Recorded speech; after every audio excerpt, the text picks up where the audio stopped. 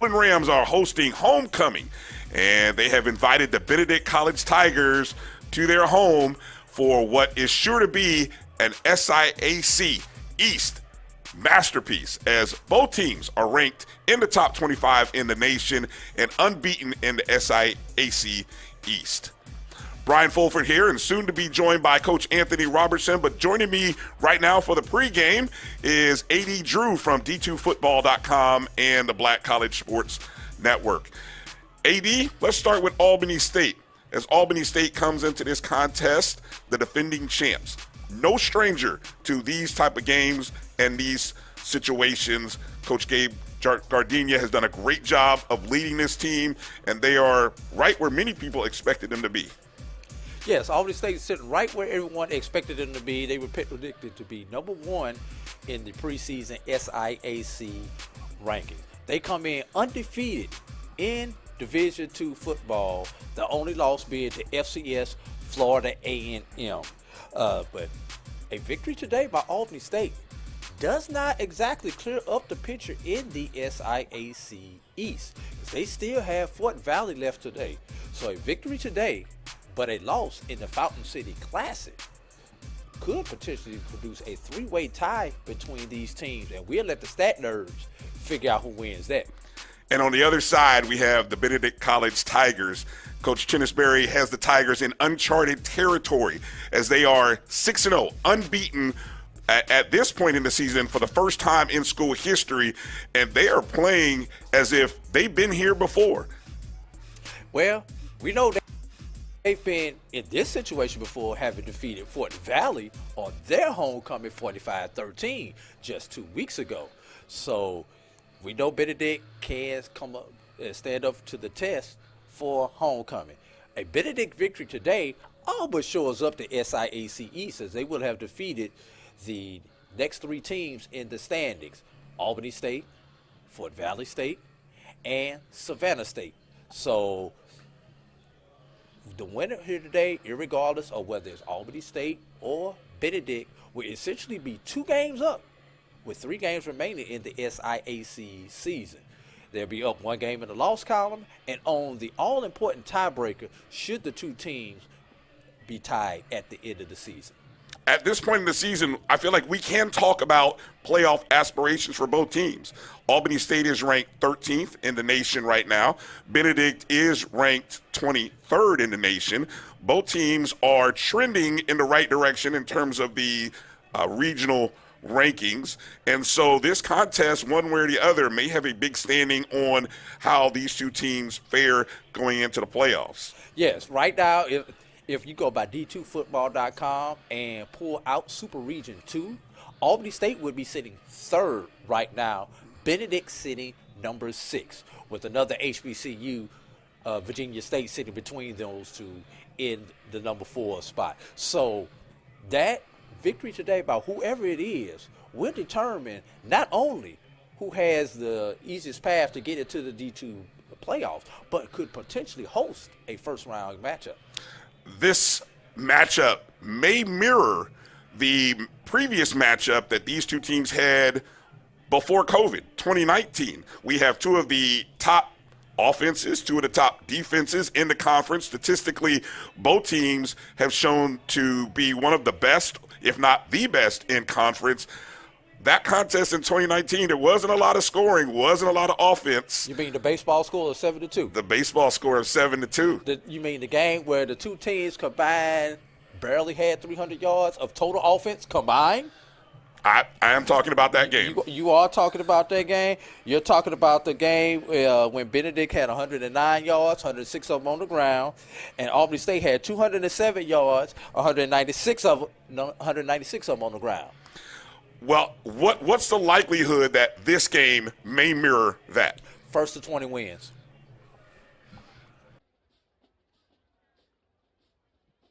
Just like that, 1st to 20 wins. Coming up, we're looking forward to a great contest. I have Anthony Robertson joining me on the game day broadcast. We're looking forward to a great afternoon of football.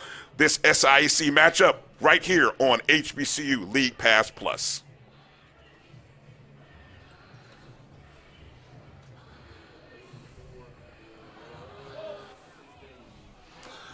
And Albany State with the opening kickoff, receiving for Benedict, was number 84, Kendall Norman. Brian Fulford and Anthony Robertson here on the call. Coach Anthony, good to have you, and we're expecting a great showdown here in Albany for this SIAC East matchup. Hey, you bet about that, Brian. I'm glad to be here with you as well. These two teams, and from what I understand, this is the HBCU game of the week, and there's a lot on the line with this game. It definitely is one of them. So quarterback Eric Phoenix with a short little pass into the flat. And that pass out to number 25, Taven Grice. Gain of about 3 yards for Benedict, and it'll be interesting to see how Benedict's tempo works in their favor. Phoenix under center. There's the inside handoff, and he is met in the backfield by number 36 on the play. Arinze Okwu brings up third down. Third down and long, about 3rd and 7. Ball spotted at the 20. Tell you what, that's not the start that Coach Berry was looking for. But I could tell that Albany has done what they needed to do to be ready for Benedict. These defenses are going to run the show. Phoenix dropping back, goes out into the flat to Grice. He'll have the first down out across the 30-yard line. And so that's a first down for Benedict.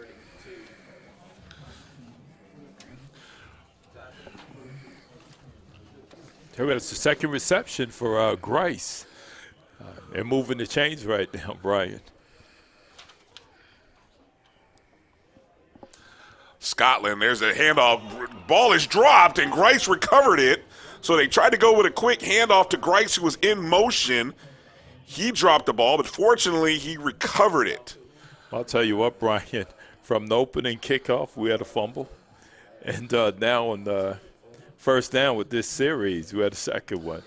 So well, I feel like this contest is going to come down to someone making a mistake like that on a large scale. And turnovers will be key here. So it's 2nd down and 10. Phoenix rolling to his right into the flat near the sideline. And again, that appears to be Grice on the reception. Tackled by a host of Golden Rams there. Well, that certainly was Grice, and that's Grice's 3rd reception. Benedict right back to the line of scrimmage here, trying to run tempo here. It's 3rd and about 5. Trips to his right. Actually, 2 stacked left, 2 stacked to the right. Noah Zaire Scotland is in the backfield with Phoenix. Phoenix dropping back to pass, looking, pressured, tells his man to go deep. He's going to run. Goes across the 40, 41, 42, out at the 45-yard line. First down to Eric Phoenix. That's what Phoenix gives those Tigers, Brian. He could actually look down the field, don't see anything down there that break down. He could take off and run the ball with it. And I think that might be the one advantage or it'll be interesting to see how the advantage plays out for Benedict and the fact that they have 2 quarterbacks with 2 different styles. Phoenix in shotgun, Scotland to his left. He goes out into the flat. Pass is caught by number 19. Tell you what, catching that number 19.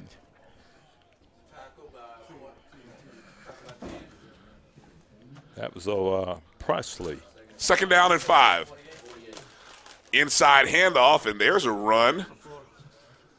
And that's Scotland. And I think he's got enough for a first down. He does, as he got across the 45 to the 44. So Scotland Tell you what, those chains are moving, and Coach Berry would love to get all he can out of Scotland. Scotland he was somewhat banged up in the last game. Looked like he rehabbed well, and from the looks of it, it looked like he's ready to go. In motion is Grice. There's a handoff to Scotland off on the right side.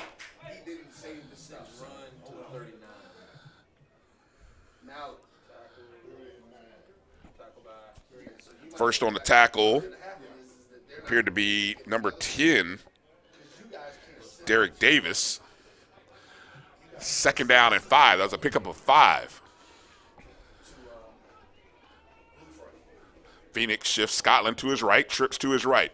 He rolls right, looking, and out across the Looked like it was reception to Sean Presley again. To the 24-yard line. Presley, always interested, Anthony, in seeing a left-handed quarterback rolling to his right. Feels a little unnatural, but Phoenix has done it twice now and been successful. Phoenix in the shotgun again. And it might have been some movement there. It looks like it might have been on the right tackle. Tell you what, it's an interesting look to see Presley running, Phoenix running to his right with the ball in his left hand. And he can get it out there pretty good. You don't see that often. Phoenix is 5 for 5 thus far on this drive. So now, 1st and 15 for Benedict. Albany State has them 1st and long. Best opportunity here to slow this drive down for the Golden Rams. There's a pitch to Grice, and there's another flag. Looks like might have another penalty. So Golden Rams taking, actually they're going to call a delay here. Tell you what, Benedict's backing up again. And these are the things that really, really drive coaches and coordinators bonkers. Ball hadn't moved yet, not a play, and they've already lost 10 yards, still 1st down. So the Golden Rams are benefiting defensively here. It's now 1st and 20. Phoenix in the shotgun. Goes out, nearly deflected, nearly picked. And that's going to be maybe a pickup of 7 or 8. Reception was by number 12. Yeah, that's Jaden Thomas on the reception. And so that's 6 completions for Phoenix, 3 to Grice, 2 to Presley, and 1 to Thomas here, Jaden Thomas. 2nd down and 14. Phoenix in the shotgun, looking, pressure, and he is brought down. Tell you what. On the sack, number 7 for Albany State, that's Malik Barnes. Tell you what, Malik came through there and refused to let that offensive line, which is pretty good of Benedict, stop him. Man, he came straight up the middle and broke down, made a nice sack on Phoenix. So the Golden Rams, Albany forcing now a 3rd and long. Benedict. Empty backfield. 5 receivers set here. 5 seconds on the play clock. Phoenix dropping back, looking. He's going to take off and run. And he's going to try to get back to the original line of scrimmage, going to come up way short. Now, one of the things, Anthony, that is interesting to see, neither team is known for their field goal kicking. So even though this would be, inside the 30, a 40-something yarder, neither team is really a strong field goal kicking team. So to see them go here on 4th down should not be a surprise. That's that field goal attempts are the Achilles heels, the Benedict special teams. Everything great, but extra points. Phoenix dropping across the middle. That pass is it is a flag on the play. That attempt was to Presley again. And, well, he thought he had a break up there, was number 38. But I'll tell you what, it wasn't too hard to see the interference on Presley. That's Antoine Gauchier, who's called for the interference. And, Brian, these are the things that, like I said, really drive coaches bonkers. Great hold by Albany until the fourth down, and then on a pass interference where it probably wasn't going to be a catchable pass anyway. 1st and 10, ball on the 15. Handoff to Scotland, left side, big hole. And he's tackled it's big number from 97. behind by number 97. Yeah, that's Ty Glenn. And there's an injured player down. Is an Albany State Golden Ram. See if we can make out who that is.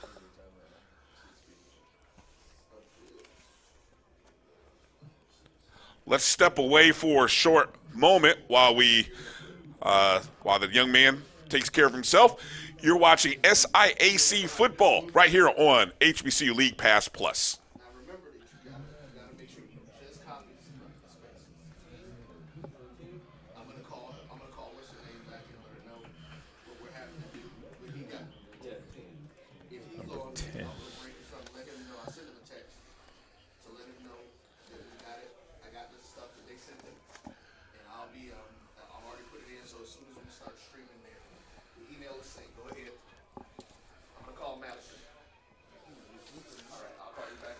So Derek Davis appears to be the injured player.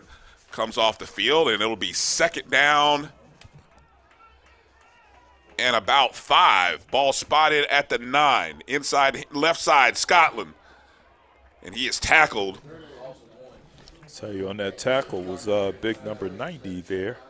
Also number 30, Stephon Pierre, the SIAC Defensive Player of the Year. Brings up another 3rd down situation here. This is going to be 3rd and 5. Ball is at the 10. Scotland is the back behind Phoenix. Fakes the handoff into the end zone, and it's caught. That's touchdown. Touchdown. Pulling in that pass was number 83 there. Number 83's Billy Pierre with the touchdown.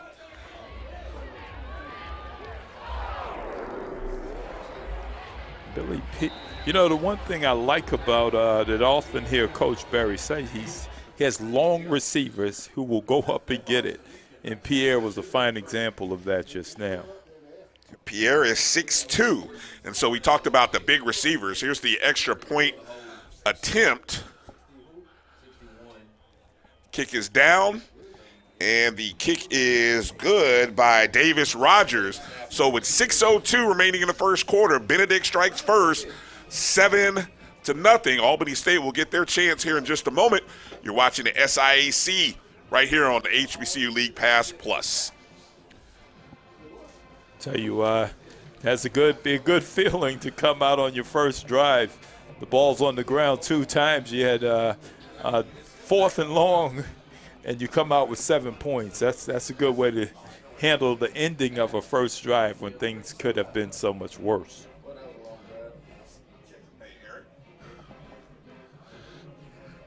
Are you able to I hope I'm sitting to break, or can you let me know when we're coming back or when we're clear on these commercial breaks, I guess? You said you got it now? Kicked it. 61. All right.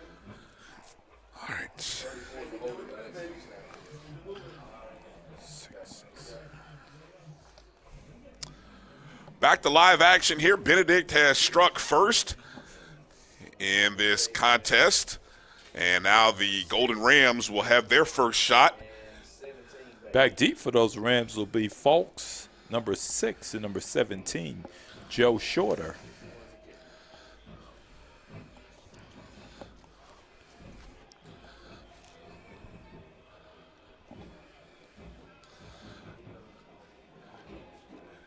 And may have an offside. Here's an onside kick. Ball got loose. Did Benedict recover it? No, it was recovered there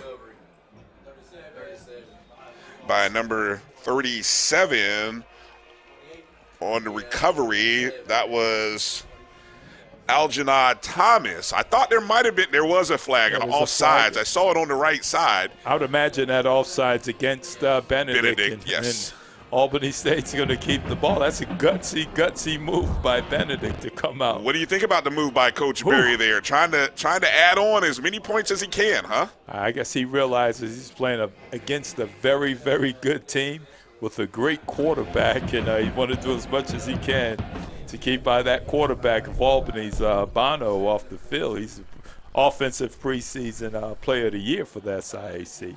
Benedict hadn't seen a quarterback like him in the previous 6 games. So it's in sort of a pistol formation. Bono keeps. He's challenged by a Tiger, running right, and he'll go out of bounds. Oh, man, putting that pressure on Bono was number 27. There's a flag deep in the secondary. Fathan Peterson. Let's see what the flag is. Benedict players seem to be pointing towards the Albany State side. The reaction of the Albany State players, some of them seems like it appears that they're going backwards. But we'll see, Brian. Holding called against Albany State, so that'll be a 10-yard penalty. Push the ball back to the 48-yard line.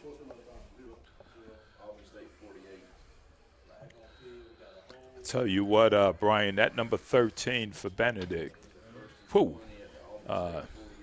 Denales. Pretty sure there's some circles around his number today. Bono in the shotgun.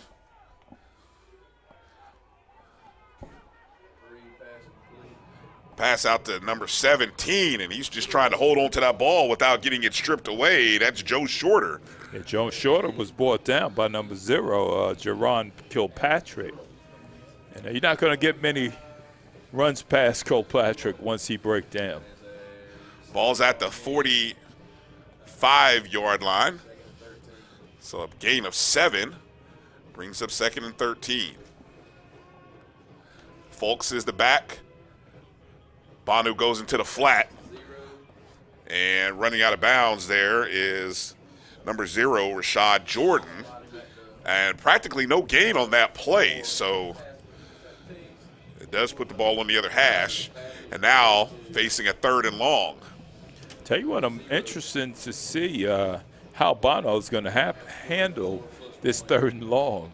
We've heard so much about him, and it's an opportunity to see him in action today. Well, he's got trips to his left, single receiver to his right.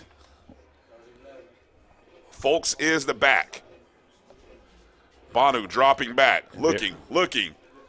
And that pass intended for number 13, Ralph Lovett. And so Albany State will be forced to punt. Over there defending was Joshua Haywood out of Johns Island, South Carolina. It's great coverage over there. Gilbert Brown is on the punt for Albany State. Back deep, I think, is Kendall Norman again. And Kendall Norman returned a 77-yarder for a touchdown last week against Miles College. Beautiful high punt. He calls fair catch at the 11. And that's where Benedict will start. Okay. Well, Anthony, how do you assess the opening drive for both teams here in this opening quarter? Tell you what, for Benedict, that's just what you want. You want to come right out of the chute, put 7 points on the board. And for Albany, I think they're a bit surprised at the speed in the Benedict's defense. I was expected to see a little more from Albany on their opening drive. Well, quarterback Eric Phoenix comes out here for Benedict. And they're back into tight end set. There's a single back. Nope.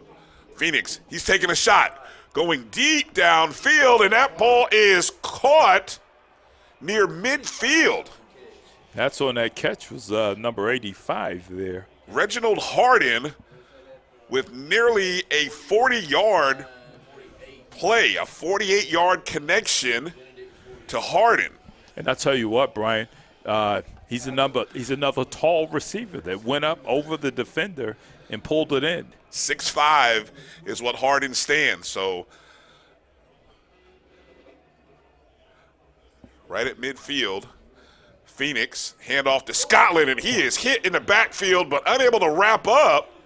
Whoa. So first on the hit was actually number 7, Malik Barnes, but he wasn't able to hold on to it. Scotland powers through it and ends up picking up about 6 yards on the run.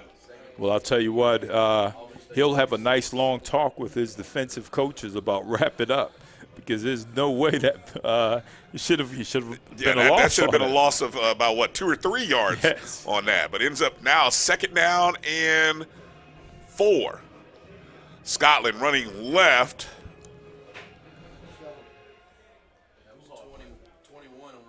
I'll tell you what, that's Duhart that's in there now. And let me tell you about Duhart. Coach Berry considers him the Thunder and Scotland the Lightning. Didn't see much of Duhart last week. He was nursing an injury that basically kept him out. 3rd and 3 for Benedict now. Albany State crowd tries to get into this contest and get loud. Phoenix dropping back over the middle on the slant route. And that pass is going to be to Grice as he is tackled by Malachi Brown, but that's going to be a 1st down at the 40-yard line. You know, that's the 4th reception for Grice in this first quarter. Tell you what, Brian, Phoenix is pretty on fire, I'd say, right now. 9 of 9. He's on a bit of a streak, I would say, Coach. There's the handoff to the back. Avoiding tacklers. Nearly picked up 10 yards. And they might have gotten 10 on that run. And you can tell and you can see why Coach Berry refers to him as the Thunder. Again, that should have been a very short gain as well. He refused to go down. Duhart, 6 foot 215, a redshirt freshman from Macon, Georgia. Tell you what, Coach Berry, being a native Georgian, he's come into the state of Georgia and he pulled out quite a bit of Georgia talent that's playing for the Tigers. And we've got a player that's down right now, number 97, Ty Glenn. So we'll step away while they address Mr. Glenn and come back and see how he's doing. You're watching SIAC football on HBCU League Pass Plus.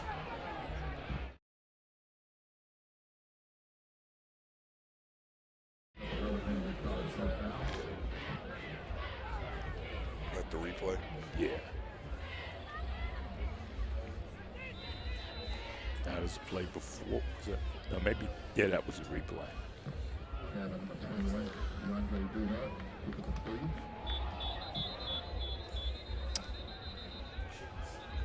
All right, looks like it's, here we go, 2nd and 7.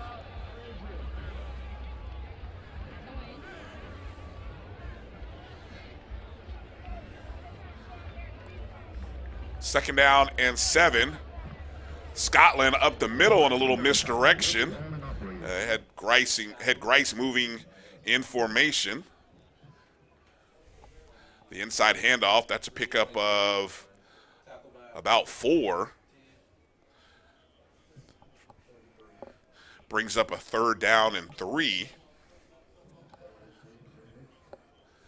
And this is a big 3rd down here for Albany State, although this feels like 2-down territory. It absolutely is, Brian, if I had to guess. Phoenix looking. He's got plenty of time in the pocket. There might be a little holding there. Phoenix going towards the middle of the field. Pass is complete to number 2. That number 2 was Stephen Campbell on the reception. Tell you what, he's now 10 for 10.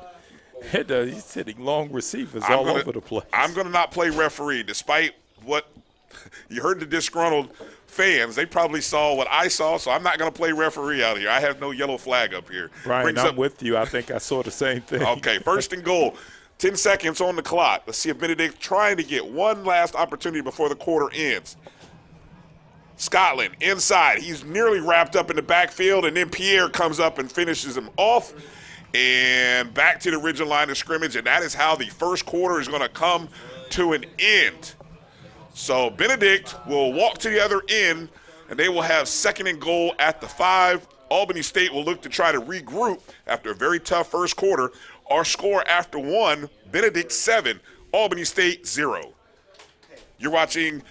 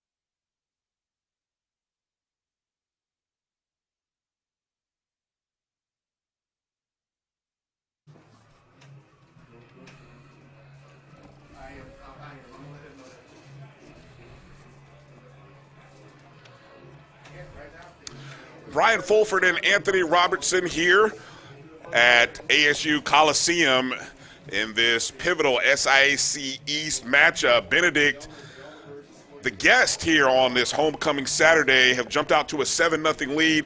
And Anthony, they have controlled this first quarter in every possible statistical category. 10 first downs, 48 rushing yards, 10 receptions for 118 receiving yards. And now they're sitting at second and goal, on the 5-yard line. Phoenix hand off to Dano up the middle. The pile is pushing. Did he get across the goal line? The referee says yes. And Benedict has their second touchdown of the game. Not sure if that was Duhart or Scotland. It was Duhart, 21. Okay, it looked like Duhart that took it in. And, again, that looked like a lot of thunder going in. So, right now he's sticking to his name or his title from Coach Berry. On to kick the extra point. And the extra point is good by number 61, Davis Rogers. And so Benedict has jumped out to a 14-0 lead. You know, in the pregame, Anthony, we thought that given the prowess of these two teams and how strong defensively they are, we thought we might see a repeat of that good old 7-2 game from a couple years ago. But we're well past that now. Hey, absolutely. I tell you what, Eric Phoenix is on fire right now. When you go 10 for 10, no incompletions, absolutely no interceptions thrown. He's on fire. He's picking his receivers in the right time, right place. He knows when to take off with the ball and keep it himself.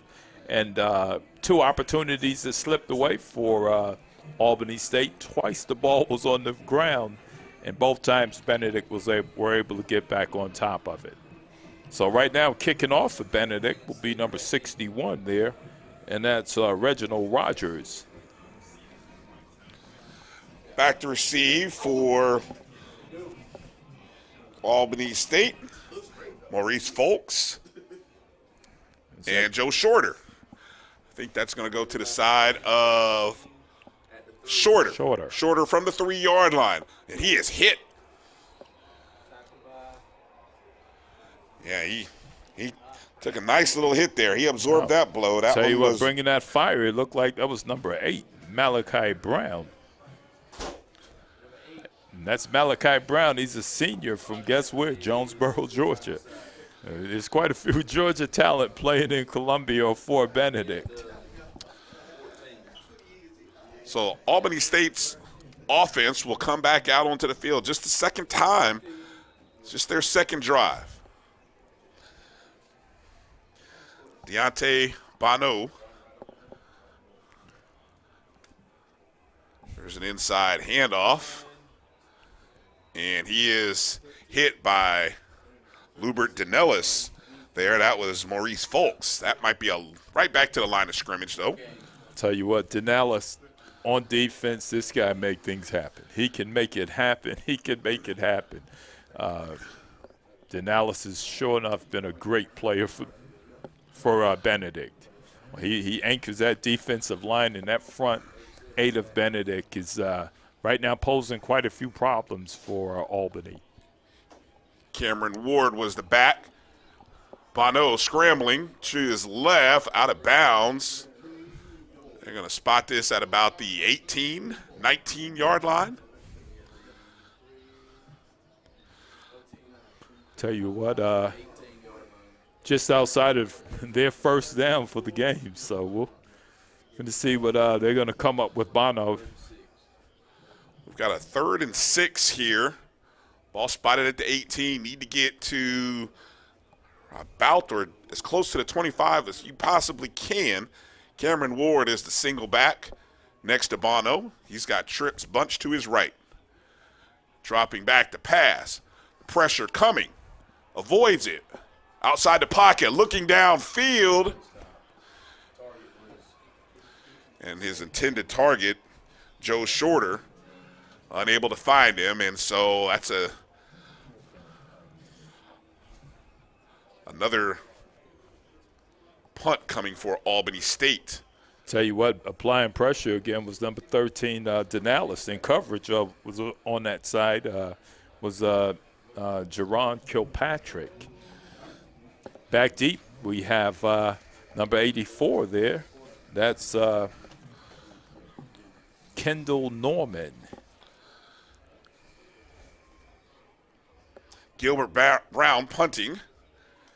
And at this point, time of possession becomes very interesting here as the Albany State defense has been on the field for quite a bit of time here, and that's fair caught at the 38-yard line. As I take a quick gander at our statistics, time of possession for Benedict was 13 minutes, 12 seconds in the first quarter. That's how long the defense was out on the field. Wow. And here we are on a beautiful Saturday, but it's about 80 degrees here, and I don't think any defense wants to be on the field for 13 minutes in a 15-minute quarter. Oh, no. Brian, this is this crowd for Albany. They're coming in, and they're ready to enjoy homecoming on this beautiful day in Albany, Georgia. And Benedict's playing like, hey, they want to be homecoming spoilers again, just like they were with Fort Valley. New Phoenix, there's Cortland up the middle on Albany State player's helmet. One of the guys on the interior line's helmet came off. But that was Scotland on an 8-yard run across the 45 to the 46, and it'll bring up 2nd and 8. Hey, we have lightning back in there now, and that was a lot of quickness on that run by Scotland. He seems more like the Thunder. They call him the Lightning. He seems more like the Thunder. There's a pass into the flat. The 11th consecutive pass. That was to Tyshawn Presley again. Brings up the sticks are moving. That brings up another first down for Benedict. You know, typically Coach Berry platoons his quarterbacks, but I think right now he's going to stay with Phoenix the way Phoenix is playing. When you got a pitcher throwing a perfect game, you don't bring him out. You don't even say anything to him. You just, good job, young man. Just keep moving. Phoenix and a pistol. Man in motion. Scotland with the handoff off left side. And right now the offensive line of Benedict is opening up some huge holes. You know, when you look at the size and the height of Benedict's offensive line, we can kind of understand why Scotland and Duhart are running like that. And then the time that Phoenix is getting has been incredible. Second down, about 5. Ball spotted at the 44. Phoenix one more time to Scotland. And first on the tackle for Albany State was number 51, Bragdarius Rawlings. Check that. That was Marlon Pollitt, number 51. Third down and 2. Let's see if Albany State can get Benedict off the field here. Phoenix dropping, looking. Oh, and that pass was dropped by Jaden Thomas. That would have been the 12th completion had he caught it. I mean, I think he was thinking about running after the catch. Brian, that ball hit him in the wrong place. It hit him right in his hands. And I'll tell you what, everybody on that sideline is wondering what in the heck was Thomas thinking about not bringing that ball. Big break for Albany State as we look Jared Eubanks will punt now for Benedict, and I believe that's Joe Shorter back to receive, standing inside the 10 at about the 4. Eubanks was the SIAC Special Teams Player of the Week for his game against Miles. And I'll tell you what about Eubanks. He has alternate styles that he can kick. You'll see a rugby style or a regular punting style, but he can mix it up a little bit. He does a great job kicking. Timeout on the field. We'll step away for just a moment. You're watching SIAC football, brought to you by the Black College Sports Network on HBCU League Pass Plus.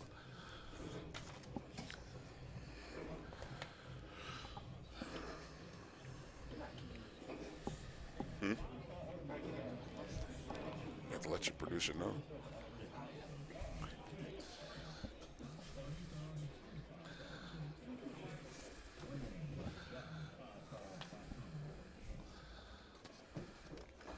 Joe Short. All right, let me know when we're back. It looks like Joe Shorter standing on about the 3-yard line, ready to return the punt from Eubanks. That should go into the end zone if they let it. Yeah, straight on into the end zone. Well, it'll come all the way out to the 25-yard line, I believe. It's coming out to the 25, and it's going to get us 20-yard line. Correction, it'll come out to the 20. Give us another look at Bono. We've heard a lot about him, but Benedict's defense hadn't been giving him much time to do much of what he's supposed to be good at. Up front for Albany State, Katre Pringle, Trevor Arrington, Ronnie Hayes, Jawan Gordon, and Josh Simon. That's the front 5 in front of Bonu.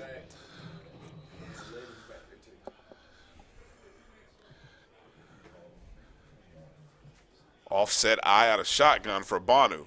He keeps, he's looking, he's going deep. Down the middle of the field, is that Shorter? It was intended for Joe Shorter. Whoa. Just a little bit too far. Shorter had done everything he was supposed to do. He got behind the safety, and the field was his. Just a little too much on that from Bono. Brings up second down. Second down and 10. So behind Bonu's 24, Cameron Ward. Receiver in motion. Bono goes out into the flat. And pass to number 0, Josh Hill. Correction, Rashad Jordan. He picked up about, actually, they say he went out of bounds at about the 25, maybe just past the 25 to the 26. So it'll bring up 3rd and 4. Now, this is where it gets interesting right here, Brian.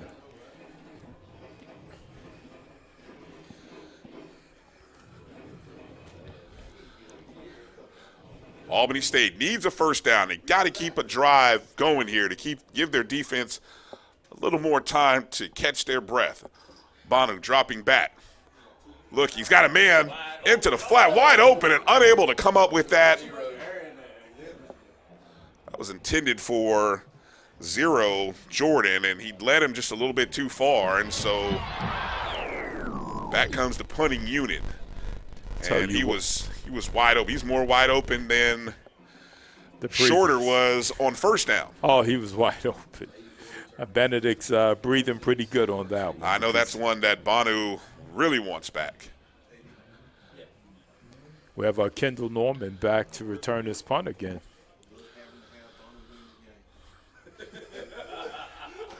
Well, 10-18 here in the second quarter. And there's the we've flag. got might have roughing or running into. We'll wait to see what we have, but the flag is down right next to the punter. So this may be a break that puts the Albany State offense back on the field. Tell you what, either way, it's going to be a first down. Albany will retain possession. So it does result in the first down. So running into the kicker.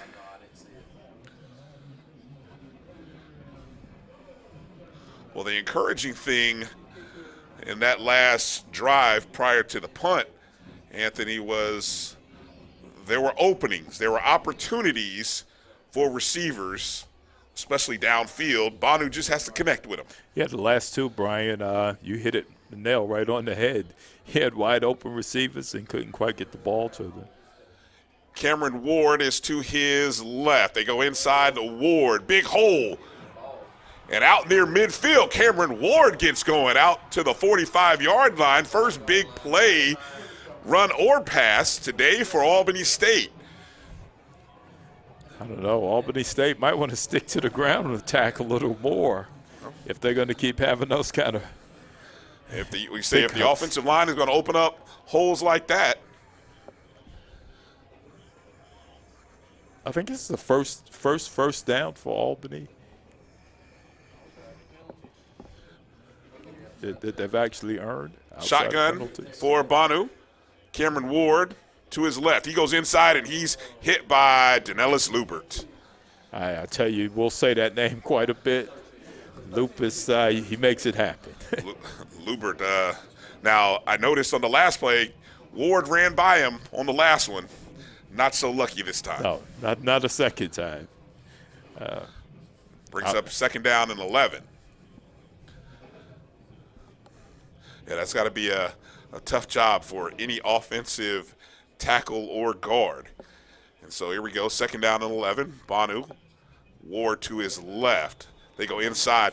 You know, I was watching that. Ward almost jumped, or it's more of a leaning. You see it. He's leaning. He's almost a little too eager to get going, where this time the official caught him on it. Tell you what, this lean was even bigger this time than the previous two. But you're right. And the bad thing about it, you're kind of telling the defense what you're doing. True. And this time they paid the penalty, paid the price, and they're backed up a little more. You don't want to give away yards to Benedict's defense. Nope. Statistically rated as the top defense in the SIC, along with the top offense. So, and Albany State right there behind them in many categories. On that tackle again, I think it's Lubert again. I would be running plays away from Lubert's side, I think, or running a second blocker on his side. I mean, you this have young to man find is some everywhere. way to contain him, Brian. He's a problem. 3rd and 15. 4 receivers, 2 left and 2 right. Cameron Ward is the back. Banu dropping back to pass, looking over the middle. Joe Shorter caught that one. He's going to fight his way forward for a first down. That's a big play for Joe Shorter. I'll tell you what, Joe Shorter refused to not get that first down. And that's what you call, hey, I'm not going down. I'm going to get a Rams first down. Shorter, a senior wide receiver from Vicksburg, Mississippi, with a big first down. You know, without his will, we're looking at 4th down. So another big play. You got to stack up those big plays here on these type of drives. Fakes the handoff. Banu rolling right. He's got a man wide open. Beautiful catch right near the sideline. And Rashad Jordan connects with Banu this time.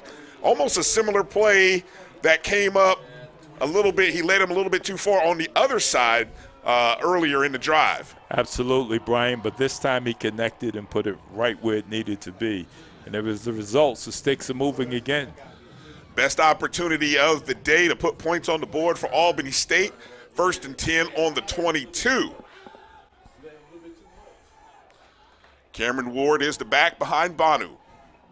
Out of the pistol. They go inside to Ward. And number 49 just running into a wall. It's Big John Hannibal. He's a sophomore from Columbia, South Carolina. He played at Keenan High School. And that's what you call a tackle right there. He's almost like an understudy to Looper Denalis. So it'll be no gain on the play. 2nd and 10 again.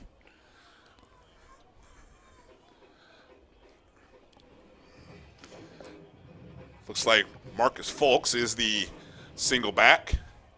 Banu looking, rolling right. And throws that out of bounds as he managed to get outside of the pocket. Wise decision by Banu. And I'll tell you what, Brian, it looked like Banu and Phoenix are now showing the crowd what everybody wanted to see. These two quarterbacks are heating up. Oh, Phoenix is already heated up. Banu is starting to get there now.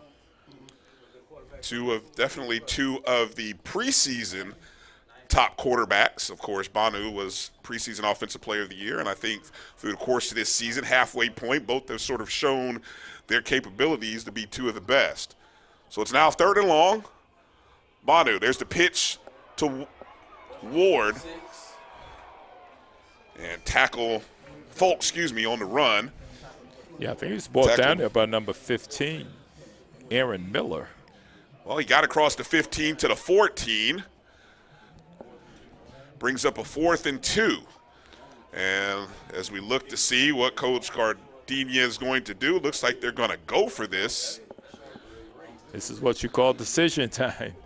Hey, my field goal kicker is not too confident. We're going to show guts and see what we can do. And they're going to possibly think about it, but they're going to work on calling their best play. We'll step away for a short timeout break. You're watching SIAC football on HBCU League Pass Plus. Oh, that spin class was brutal. Well, you can try using the Buick's massaging seat. Oh, yeah, that's nice. Can I use Apple CarPlay to put some music on? Sure, it's wireless. Pick something we all like. Okay, hold on. What's your Buick's Wi-Fi password? Buick Envision 2021. Oh, you should pick something stronger. That's really predictable. That's a really tight spot. Don't worry, I used to hate parallel parking. Me too. Hey. Really outdid yourself. Yes, we did. The all-new Buick Envision, an SUV built around you, all of you. 4th down and 2 for Albany State. Ball is spotted on the 14-yard line. 5:28 remaining in the 2nd quarter. Best opportunity the Golden Rams have had to put points on the board is right now, Anthony. Tell you what, this play, there are going to be some exciting fans or some disappointing fans, Brian. But coming out of timeouts, you definitely don't want simple mistakes to happen. Marcus Fulks is the back to Banu's right in the pistol. He's got twins to his right, single receiver to his left. Banu rolling. He keeps off the right side. I think he has enough for the 1st down. This will be close. Let's see how the spot. He may just have it by a nose. Yeah, I think he's going to come up with that nice, good lean on that. They're going to actually measure this.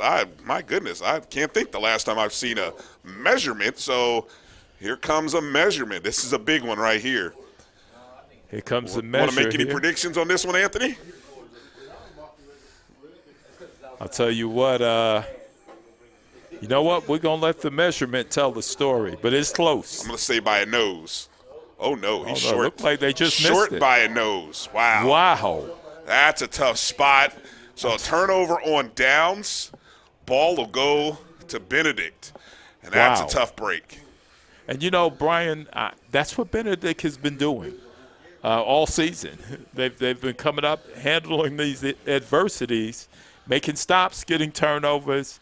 And like you said, this was a great opportunity for Albany State to put some points on the board. Instead, we have 1st and 10 for Benedict, both on the 13-yard line. So, like you said, Brian, Phoenix is hot. He's not going to change it. We're going to keep the pitcher as he is, nice and hot. There's the inside handoff. Looks like Doucette again on that carry. So that last drive by Albany State, that was a 12-play drive, 66 yards. And, of course, we'll never forget there was the benefit of the penalty on the punt, which helped extend that drive. But they end up coming up with no points out of it. So, but they did give that defense some time to rest. They did. And, you know, that may be very helpful, may prove to be beneficial here. Another run up the middle, and first on the tackle for Albany State, number 94, Anthony Harvey. Duhart again on the carry. And so that benefit of that long drive, the opportunity to rest for the defense, Anthony, may prove beneficial if they can get them off the field right here. It's 3rd and 8. You can see the difference. A rested defense is going to play a lot better. Phoenix in shotgun. Scotland is that, no, check that. That is 21, Duhart to his left. Phoenix dropping back to pass. Pressure, forcing him outside of the pocket. He's on the move. 10 goes out of bounds at the 15. And that's going to force a punt. So Albany State defense forces Benedict off the field, 3 and out. I tell you what, that's a win for Albany. Definitely a win. And we have Jared Eubanks back in. Joe Shorter standing near midfield at the 45. So this is where Eubanks proved to be that special teams weapon last week, as he had some boomers last week. Not so good this time. Unfortunately, not this week, as that ball hooked off his foot and a big break. Let's see where they come with the spot here. Wow, 25-yard line. So he just cleared the first down marker on that punt. You know, Brian, I just saw something that was very classy. A Benedict player was down on the field, looked as if he was going to be down for a while. I think 3 or 4 Albany State players pulled him up, made sure he was okay, and they trotted off the field, and you're ready for the next series. That's class, and I like to see that. Benedict's defense backs definitely against the wall this time as the ball's on the 25-yard line. So a 10-yard punt, and now Albany State is not far from where they ended their last drive. They'll start on the 25. Deontay Bono, Cam Ward is behind him. Bono looking, nearly sacked from behind, still on his feet, almost picks up a first down. That's a gain of about 7 to the 18. Bono with just a sense of where that pressure is. I mean, I could have sworn he was tackled a couple times on that run. I'll tell you what, on that pressure was number 89, and that's Nicholas Sowell. He missed the sack, and as a result, Bono put the ball where it's at with his feet. Cameron Ward behind Bono. Bono keeps running left. It's a keeper. 20, 15. And he'll have enough for the first down. He needed to get across the 15. He'll be out of bounds. It looks like they're going to spot him at the 12-yard line. Correction. Bringing them down was Fern Ramiro. That brings up a first down for the Golden Rams. You know what? What I'm beginning to see now, Brian, I think we're going to see a lot more footwork of Bono. Here we go. Bono in shotgun again. Cameron Ward is behind him. This time Ward does get it. He's got a blocker out in front of him and tackled from behind. Appeared to be number 15. Number 15 that brought him down. Aaron That's, Miller. Aaron Miller. Aaron Miller came over from the far coming side down the and line pulled from him the down. other side of the field. He scraped right on down the line, made the tackle. But it was a gain of about 5. Check that, 4, as it's ball spotted at the 9.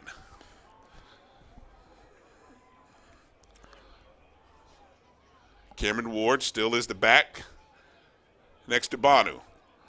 Ward up the middle, 3-2-1. Touchdown, Albany State. Cameron Ward with a 9-yard touchdown run.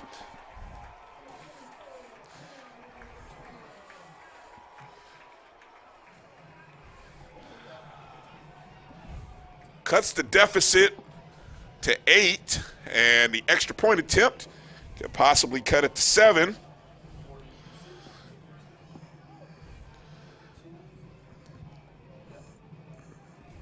Gilbert Brown on to kick the extra point attempt. Snap, hold, kick is up, and it is good. So 1:28 left to play in the half. Benedict 14, Albany State 7. You're watching SIAC football on HBCU League Pass Plus.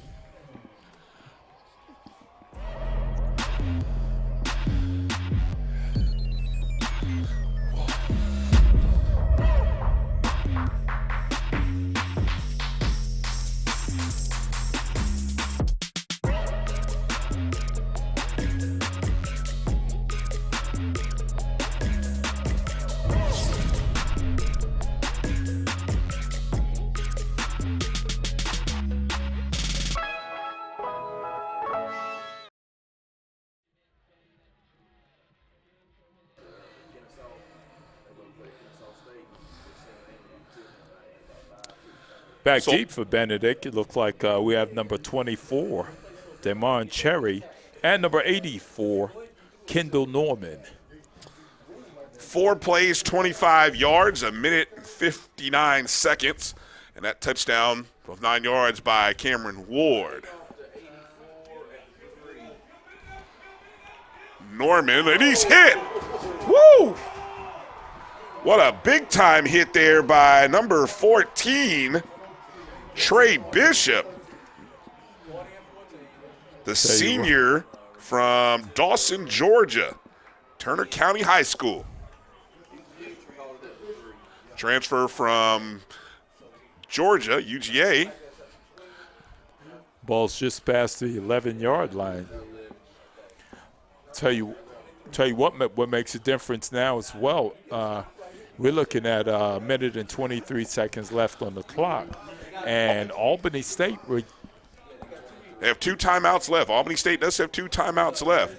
And they'll get the ball at the beginning of the second half. Scotland with the handoff. He's got some room, cutting back right. His quarterback's out in front of him, 30. Another cutback, 35. And he's thrown out of bounds at the 40-yard line. Noah Zaire Scotland, a little misdirection, ends up being a 30-yard gain. And so now Benedict will go tempo with 1:12 and an opportunity to put some points on the board before the half.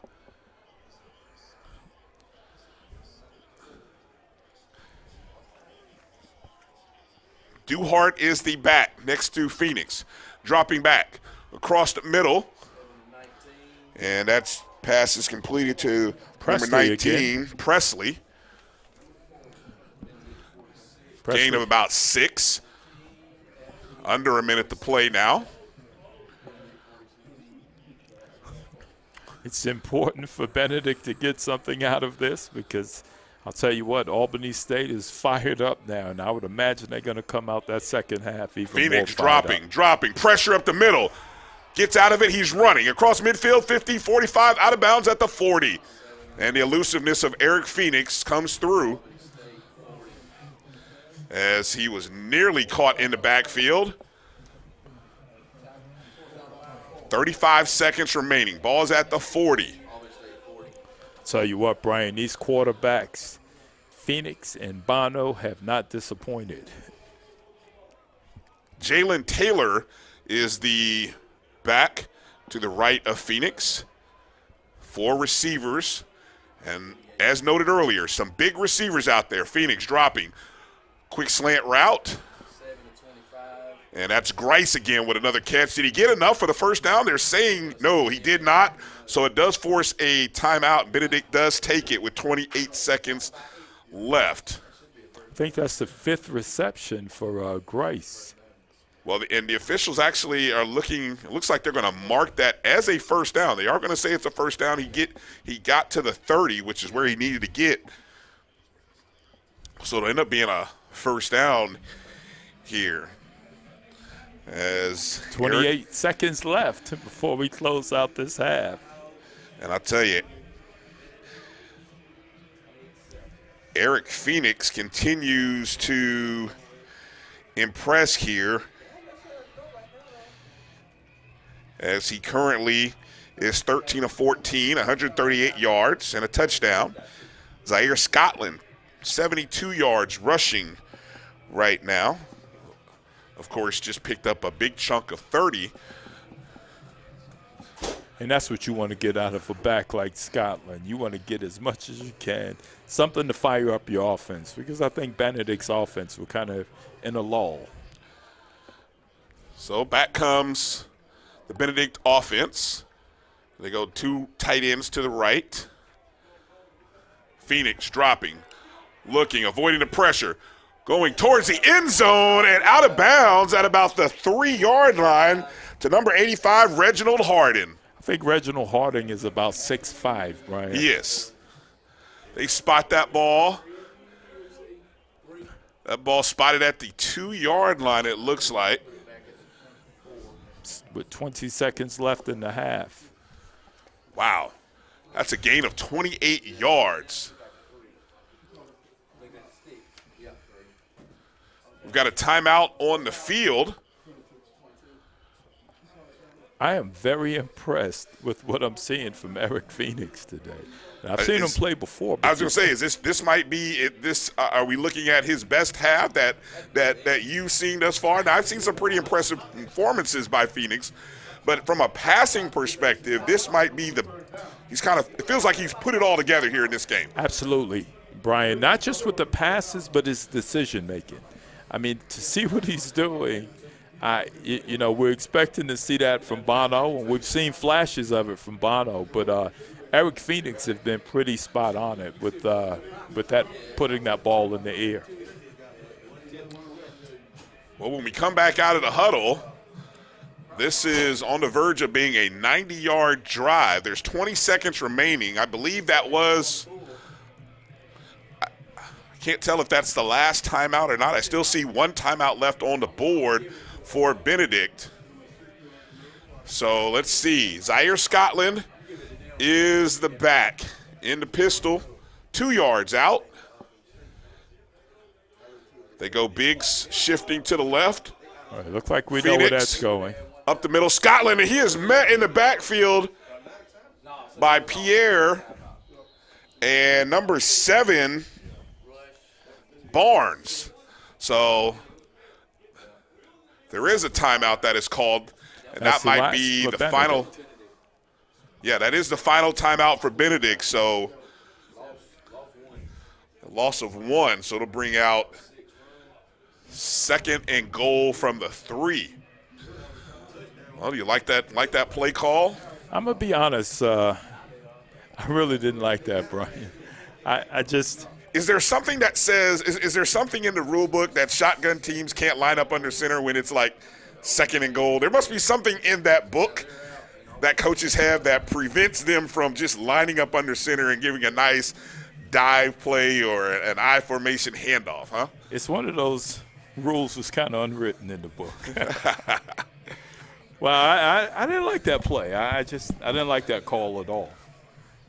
Well, but I'll tell you what, Albany was ready for it because those guys took advantage and took yardage away from Benedict has no timeout, so what Phoenix can't do is take a loss by a sack or a play. There's number 28, Taylor, is the back. And the official comes in now. Coach Gardenia is going to call a timeout, and Albany State will take a timeout now. I kind of knew that timeout was coming. So now nobody has a timeout left. I think Albany might have one left. Really? Correction, neither. That was the last timeout for Albany State. So okay. Well, I'll tell you what. Use the timeouts. You have them. Use them. You can't do anything with them after the half. So. No, you can't. You can't. So there's enough. Let's see. 13 seconds left. There's an opportunity. Look, it's second down. You got to imagine. I think there's at least 2 plays in the bag here. But one of them has to be a throw, and it has to be into the end zone or out of the end zone, back of the end zone if there's nothing there. And certainly you can't take a sack. No, you cannot. You cannot. So it's a big opportunity here. Now let's see the size. We talked about size here, Anthony. I mean, you have, in terms of players who we've seen out there, for Benedict, 82 is 6'3". We've also, of course, we've seen Reginald Harden, who's 6'5". So there's a couple of guys who stand at 6'3" or taller. So here we go. Second and goal, ball on the 3. Taylor's the back to Phoenix left. Receiver in motion. Phoenix looking, throws. Incomplete. Did an incomplete pass. Not really sure who that was intended to. Looked like it was intended for Bryce. Bryce, okay. There was a couple of guys moving. So let's see, 9 seconds left. It's third and goal. I think the field goal unit came out a little bit too early. Tell you what, might want to take one more shot before. There's plenty of time. 9 seconds, there's plenty of time. We thought there was 3, so you have an opportunity here. But again, Phoenix has to make a good decision. Nothing there quickly, you got to throw it away. 7 seconds on the play clock. 4 seconds on the clock. Phoenix dropping back to pass. Pressure coming. Throws it to the corner. Dropped. Intended target was number 13. That was number 83. Check, okay, 83 on that. And that was Billy Pierre. It looked like the ball hit Pierre in his hands. He should have come down with that pass. Quite so possible. Now we're going to see the kicker. But Benedict's kickers, they're and field goal life hadn't been too good. They've had their challenges, to say the least. Reginald Rogers on the kick, what probably is about a 20-yard field goal. Kick is up, and it is good. Well, at the end of the day, at the end of the half, you wanted to get some points with a very successful drive like that. It's a win for Albany because they held them at first and goal from the 2. Yes. And to give up only 3 points, that bodes pretty good for Albany. Well, that's going to be the end of the first half. Benedict 17, Albany State 7. Big halftime show coming up. You're watching SIAC football on HBCU League Pass Plus. Nope. Nope. Come on, him. Ooh, I like him.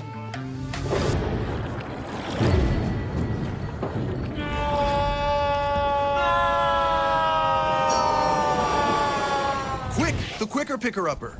Bounty picks up messes quicker, and each sheet is 2 times more absorbent, so you can use less. Because I'm warm. He's an 8. He's a 9. Bounty, the quicker picker-upper.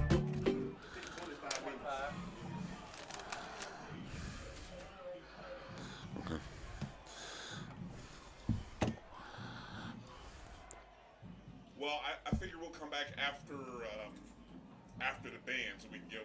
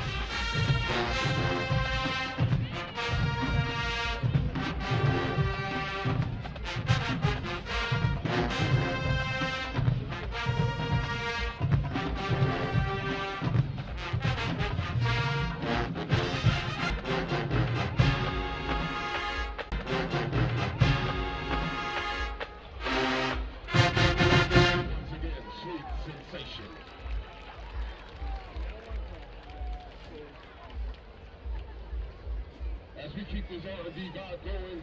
I want you to sing along with the BOD under the direction of Professor H. Wade Johnson, Director of Bands. The year was 1989. Sing along to Baby Faces, Whipperfield.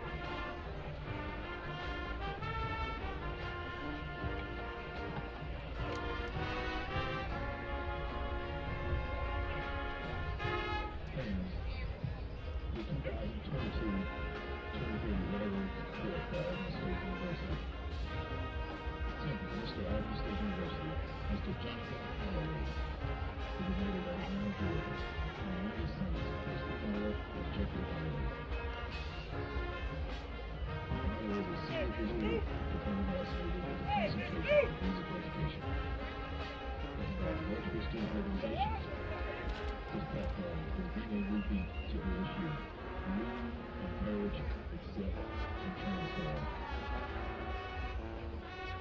Miss Albany State University. Brianna Pierce.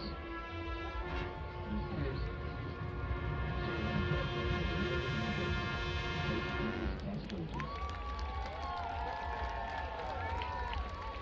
Miss Pierce, the daughter of James and Kadisha Pierce, Natasha, Johnny, is a native of Baton Rouge, Louisiana. Currently residing in Snowbird, Georgia. She's a senior health and performance scholar. Miss Brianna Pierce.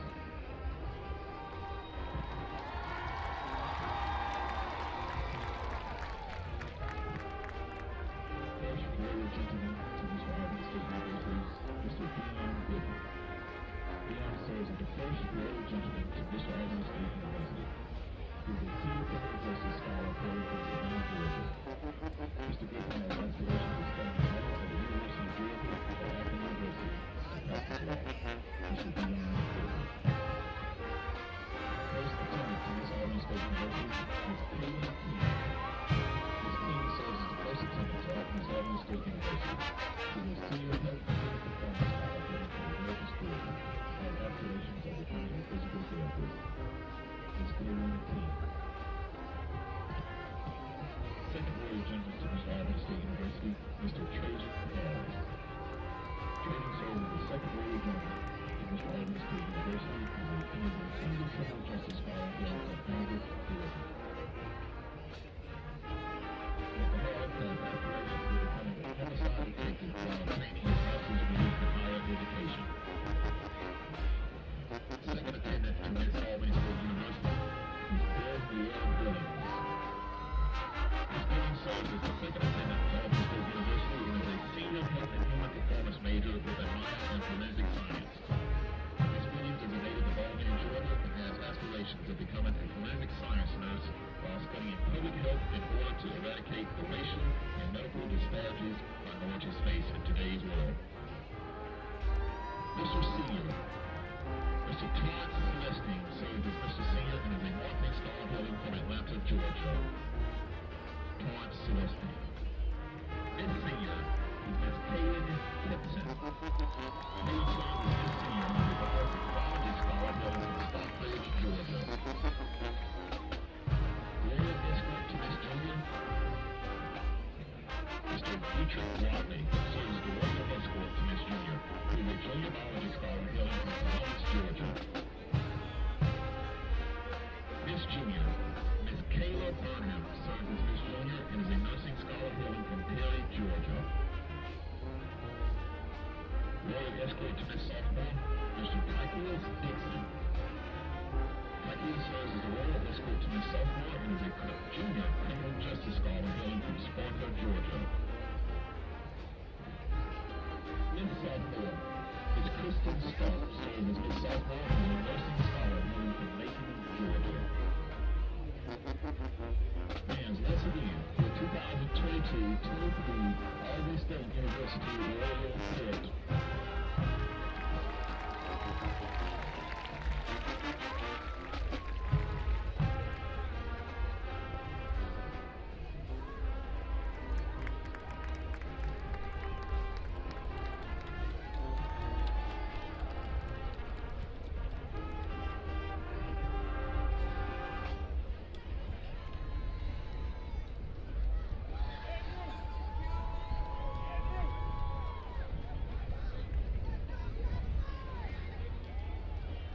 If you don't know, you better ask somebody.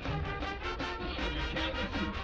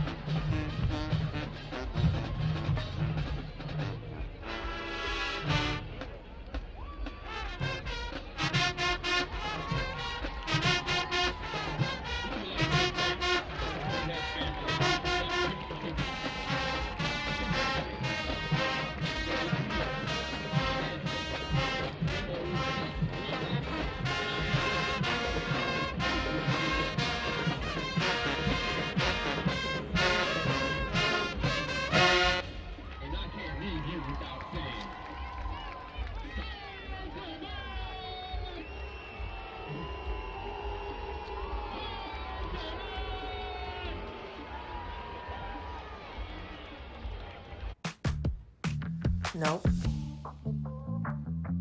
Nope. Come on, him. Ooh, I like him.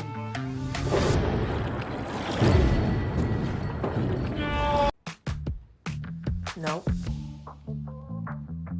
Nope. Come on, him. Ooh, I like him.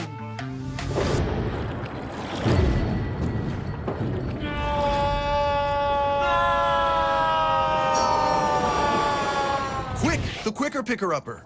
Bounty picks up messes quicker, and each sheet is 2 times more absorbent, so you can use less. He's an 8. He's a 9. Bounty, the quicker picker-upper. If you think all pads are exactly the same, think again. This is Always Ultra Thins reinvented with the Always Triple Protection System. This pad wicks gushes 90% faster, absorbs even more so you can feel dry, and locks odors in. Rethink your pad for up to 100% leak-free and odor-free comfort with the totally reinvented Always Ultra Thins. This is always like never before. At HBCUs, there's no limit to who we can be. Black and inspired and thriving. Black and magnetic and sing. From the classrooms to the quad, our passion is our purpose. We are leaders and legacy. So when you look at what we accomplish next, you'll know where it started. For who you are and who you want to be, we're here.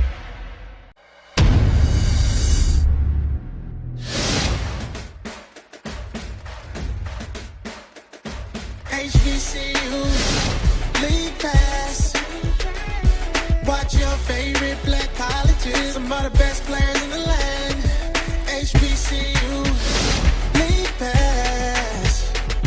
It's game time. I'm proud and I love my HBCU. HBCU League Pass. Watch your favorite black colleges. Some of the best players in the land. HBCU League Pass. It's game time. I'm proud and I love my HBCU.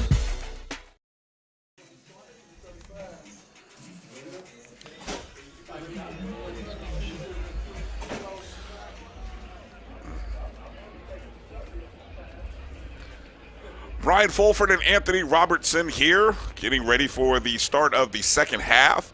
Our halftime score, Benedict 17, Albany State 7. Anthony, I will run down some of the halftime team stats, give you a chance to quickly react to what we have here in terms of first downs. Benedict 15, Albany State 6. As we look at total rushing yards, Benedict 113 to 52. Passing yards 166 to 53. Total offensive yards, Benedict 279, Albany State 105. When you hear those particular stats, you say and think what? Time of possession. Benedict held on to that ball quite a bit, especially in the first quarter. Albany State's defense stayed on the field quite a bit. And then progress is what Benedict did as well. But Albany State is catching back up to them. Total time of possession in the first half, 18:50 for Benedict, 11:10 for Albany State. You mentioned that it was about 13:30 in the first quarter. So it almost flipped between first and second quarter. So big opening drive here for Albany State. In talking with A.D. Drew during the halftime, we kind of feel like this is the possession that Albany State must come away with points, probably even score, if they are to stay in this ball game. I'll tell you what, it's going to be real tough for them, Brian. Shorter receiving at the 8-yard line, fighting his way across the 25, down at about the 28. Tell you what, it's going to be tough. It'll be a tough break for Albany if they don't get something out of this, especially they can't have a 3-and-out. I agree with that. So Deontay Bono, will come out. He was 5 of 10, 53 yards passing in the first half, ran 4 times for 18. Cameron Ward had 6 carries for 27 yards. Marcus Folks, 2 carries for 6. And it was Ward who had scored the rushing touchdown for Albany State. Folks with the handoff across the 30 to maybe the 31. That'll be a gain of about 3. Actually, they're giving him out to about the 32, so it might be a gain of 4. Bringing him down was Looper Danelis on that tackle. Danelis in that first half with 4 tackles, 3 of them solo, 1 tackle for loss.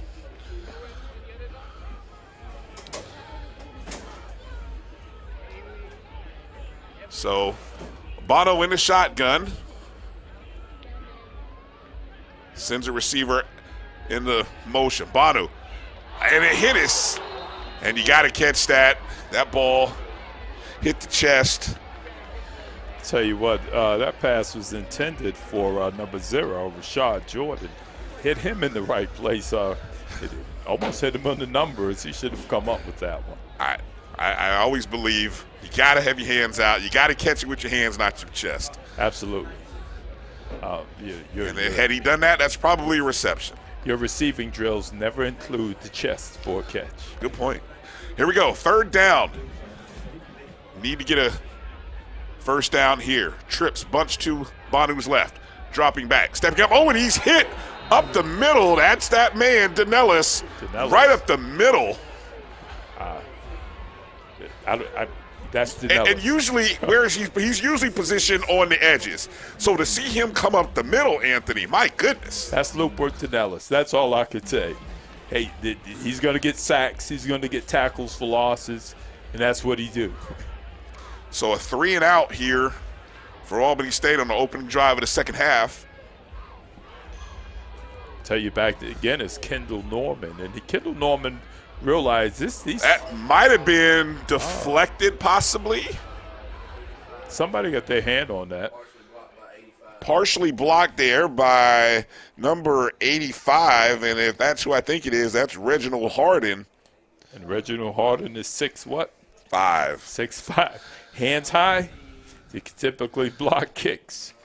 But I think the ball's down to the 46-yard line. Ball is down at the 47. My goodness.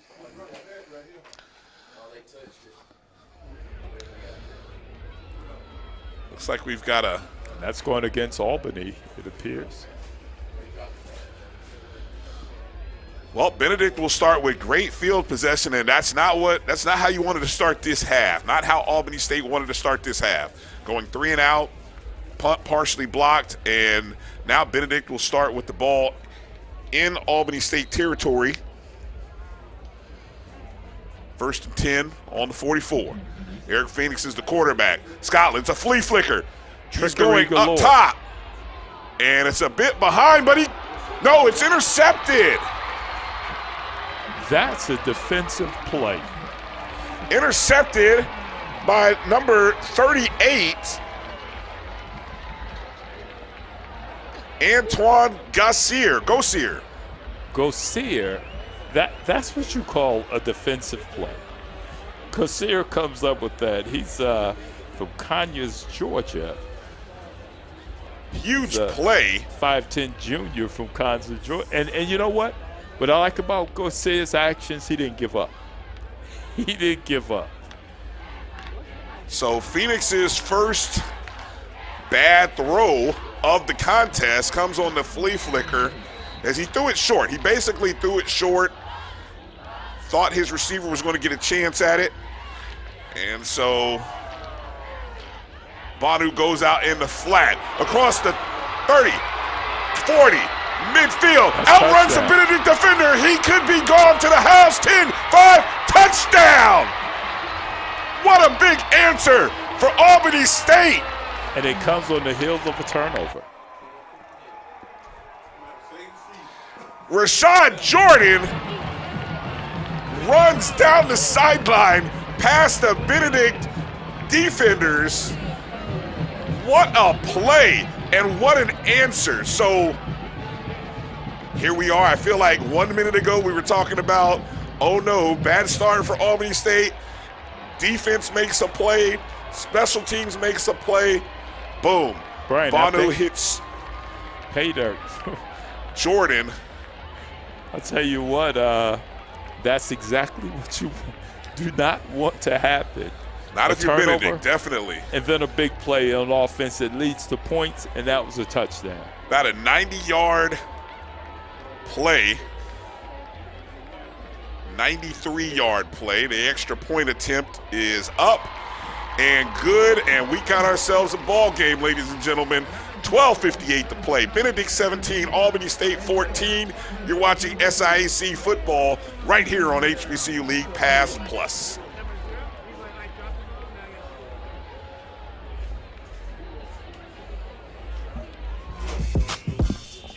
When we invest in ourselves, our glow, our vision, our vibe, we all shine.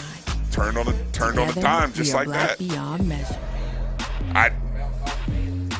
Well, that's what I thought.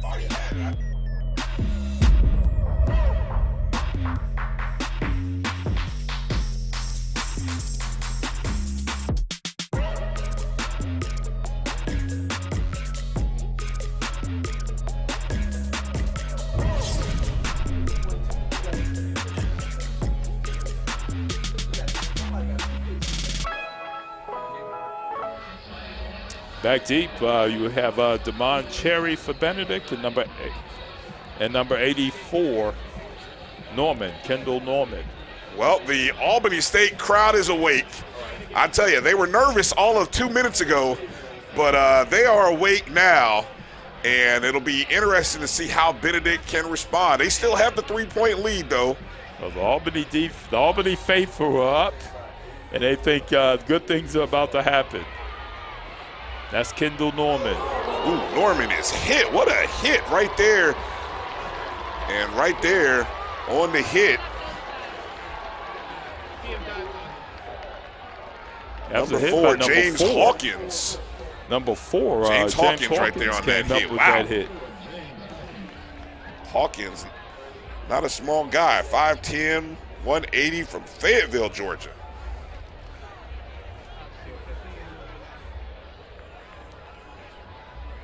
So back comes the Benedict offense. Eric Phoenix, your quarterback. Scotland to his left. Rolling to his left. Pass complete. The ball is on the ground. And it's recovered. Now we got to wait to see if they're going to say that is a fumble or not. It was recovered by number 14. They are giving that ball to Albany State, so they're saying it's a fumble, so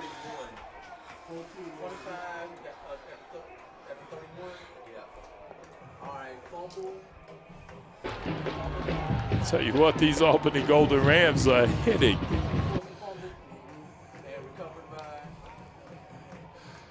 Fumble, a forced fumble there by number 14, Trey Bishop. I think he recovered that fumble as well. He did recover it. I believe he did recover it after forcing it. So Albany State starting on the 34-yard line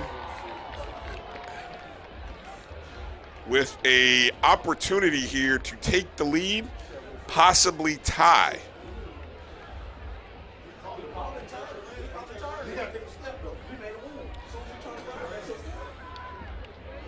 Wait to see what the call is here.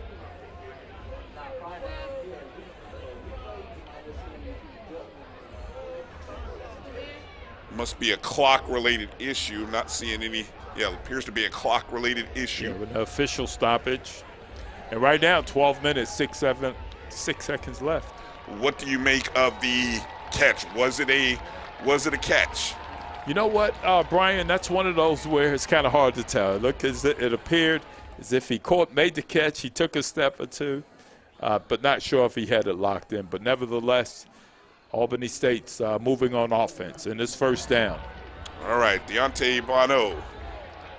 Fulks is the back behind him. He has the ball up the middle. And a nice run across the 30-yard line for possibly a gain of 6. Ball is down at the 28-yard line. Gain of 6 on the run by Marcus Fulks. And that's what you want coming out of a first down, especially after a turnover. Fulks again receives the ball along the right side. And he's first hit. I believe that's going to be big number 99 there in the middle, Curtis Williams. Curtis Williams, he's 285.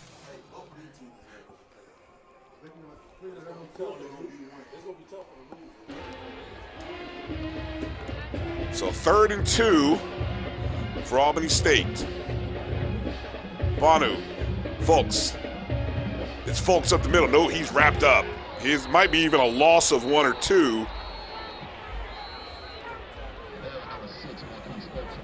And that is number 13. Yeah, and also Jaquez Little there, the nose guard. So it's 4th down, and this is going to be they're going to go for this. Ball spotted at the 27. And unfortunately, with Albany State. 4th and 2. Oh, here we go. 4th and probably about 3 or 4, I would estimate. It's closer to Fulks. Bonu's dropping back the pass. Looking, goes into the flat.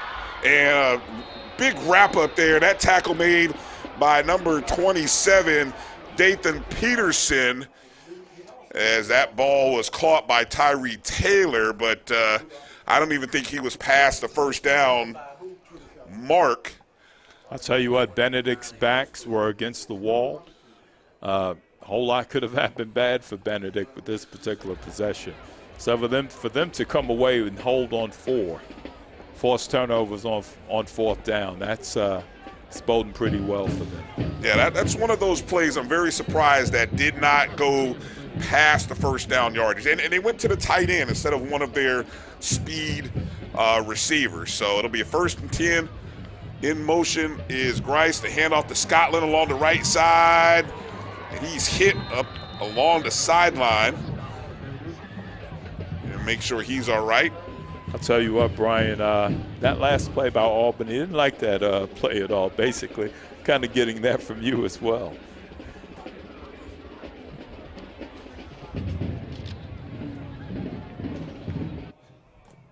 What I find interesting is the play calling. It feels different than what we saw in the first half. There's Phoenix rolling left, finds Grice at about the 35, out of bounds at the 37. Tell you what, he's had a lot of success with Grice today.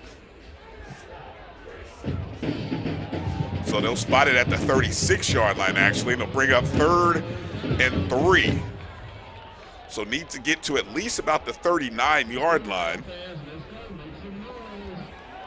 See if Albany State's defense can come up with another stop. They've been big here so far in this 3rd quarter. Scotland goes out into the flat. Pump fake and he finds his man, wide up in a missed tackle at the 30, 25, 20, out of bounds at about the 15. And so on that one was number 82, Eddie Neal, as the Albany State defender just missed the tackle on the sideline. You couldn't quite tell what was happening with that play, Brian. It seemed like it was about to fall apart, and then there's Eddie Neal running down the sideline. The pass floated to him, and he took off and made a whole lot happen. I may look, he won't admit it, but I may question whether that pump fake was an intended pump fake or whether maybe he just intended or he maybe slipped. I don't know, but that didn't look like the prettiest pump fake, but it may have worked. Phoenix again in the shotgun, hands off to Scotland. He's up the middle. And a host of blue jerseys there. Held up by number 97, Glenn, as well as number 4, Hawkins. So we did pick up about 3. Benedict in the red zone again.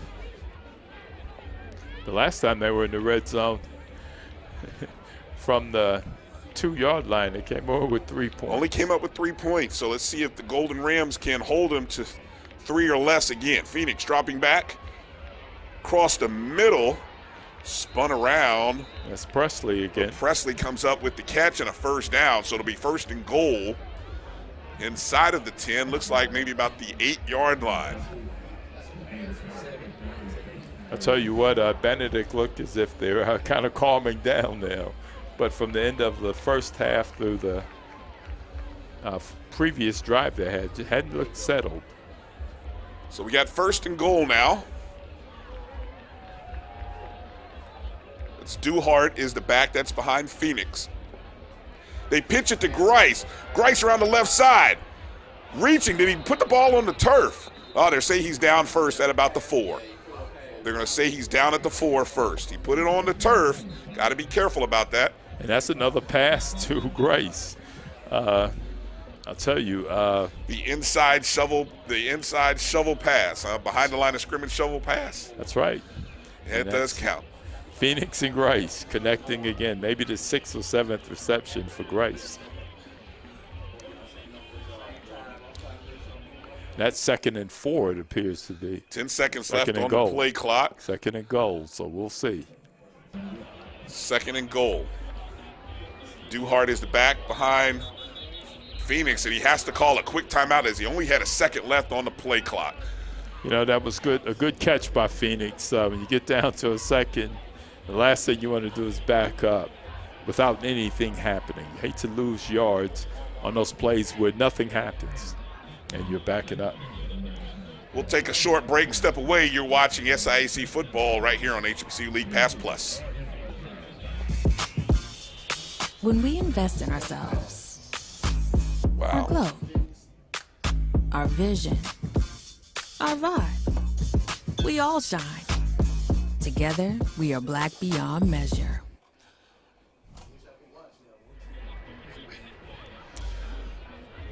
Well, Benedict will come out of this timeout in a very similar position to where they were at the end of the first half. Same end of the field, matter of fact, as it'll be 2nd and goal.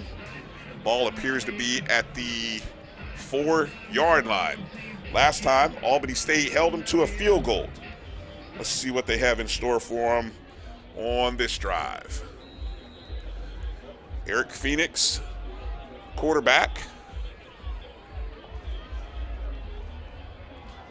DeAndre Duhart, the back to his left.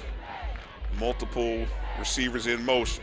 Phoenix rolling left. He's going to keep it. Going towards the pylon. He's in. Touchdown. Eric Phoenix and Benedict with 6 points on the board. Tell you what, Coach Berry would not have been happy with anything else but at least 6 on this possession. Too many good things happened for Benedict to come away with nothing or just 3. But there's still a lot of football left. And the Golden Rams are playing some enthused football. The fans are behind them. The crowd's behind them. It's homecoming 2022 and here in Albany, Georgia.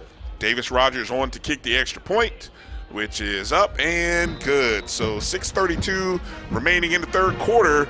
Benedict 24, Albany State 14. You're watching SIAC football right here on HBCU League Pass.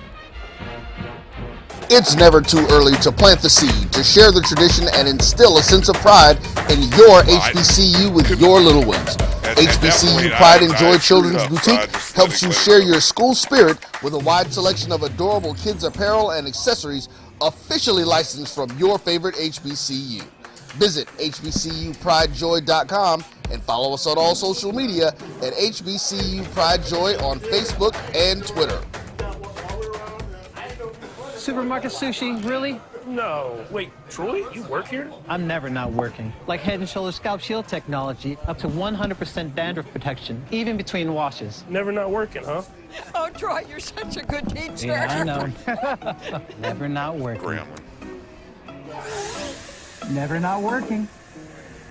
Never ever not working. Are you serious? Never not working. Dandruff protection that's never not working. Head & Shoulders Scalp Shield technology. Tell you what, back deep again is shorter and falls.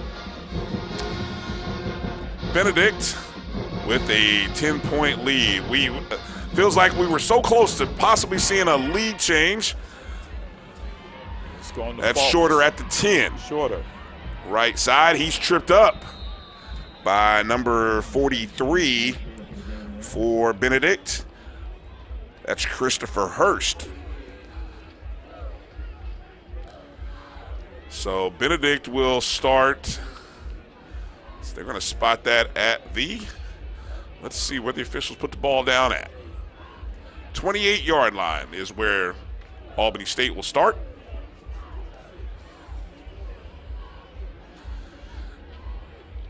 Tell you what, Brian, this game is cracked up to be all that we thought it would be.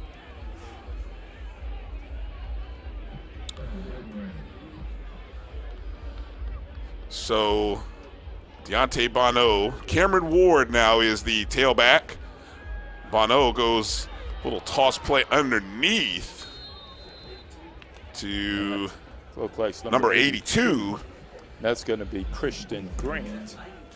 Correction, that was 92 on that reception.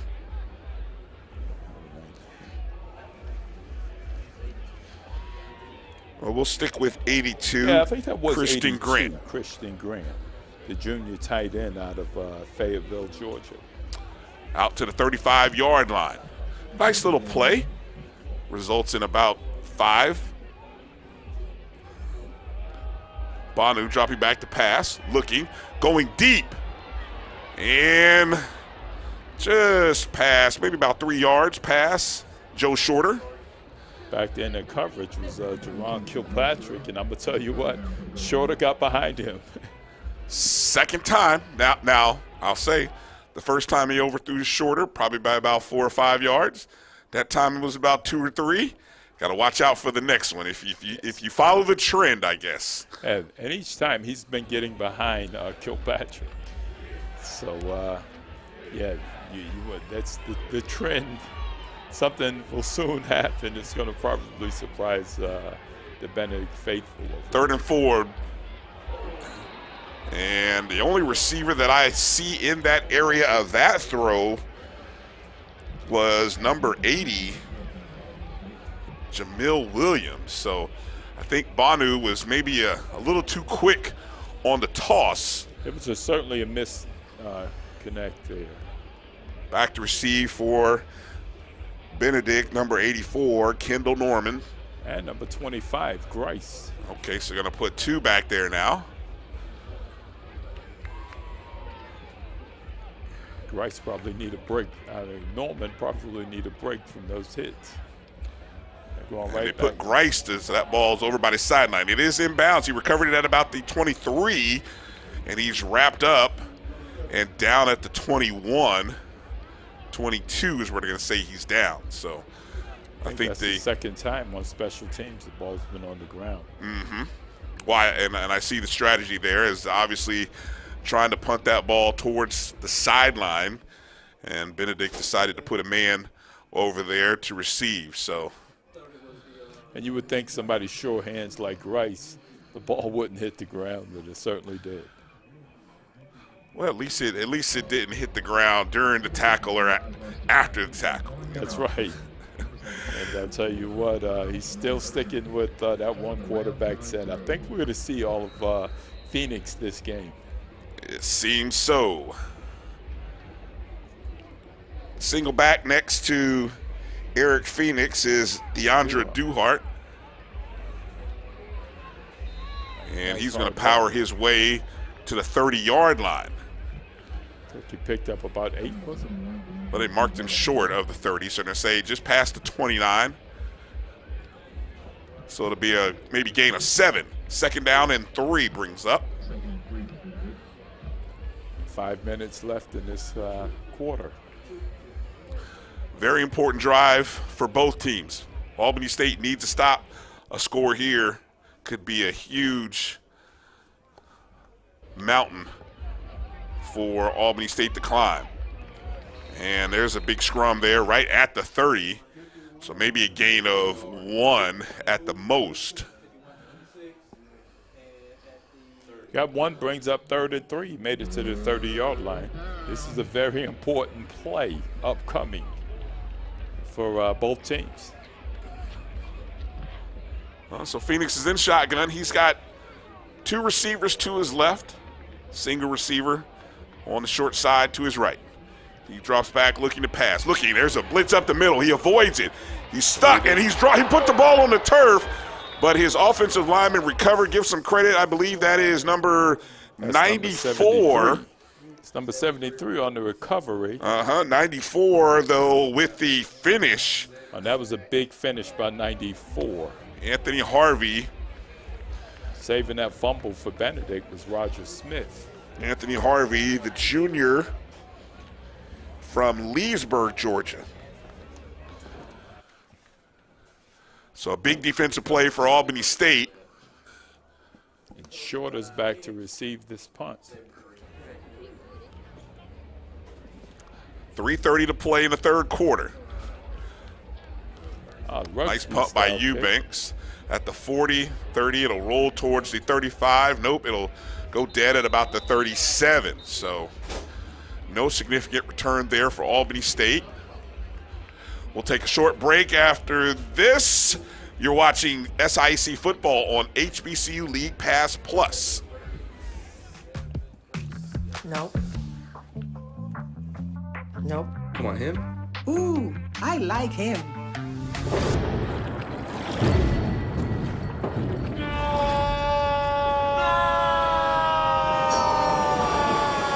Quick, the quicker picker-upper. Bounty picks up messes quicker, and each sheet is 2 times more absorbent, so you can use less. He's an 8. He's a 9. Deontay Bono, inside handoff to Cam Ward. And might be a little face mask there as big 96. Curtis Williams, no, check that, Jaquez Lalit.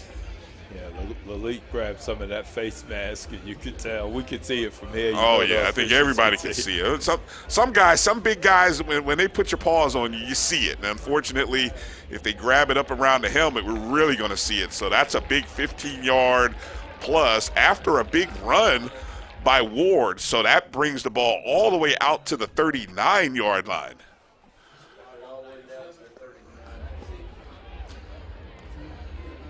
We had coming up on 3 minutes left in this quarter.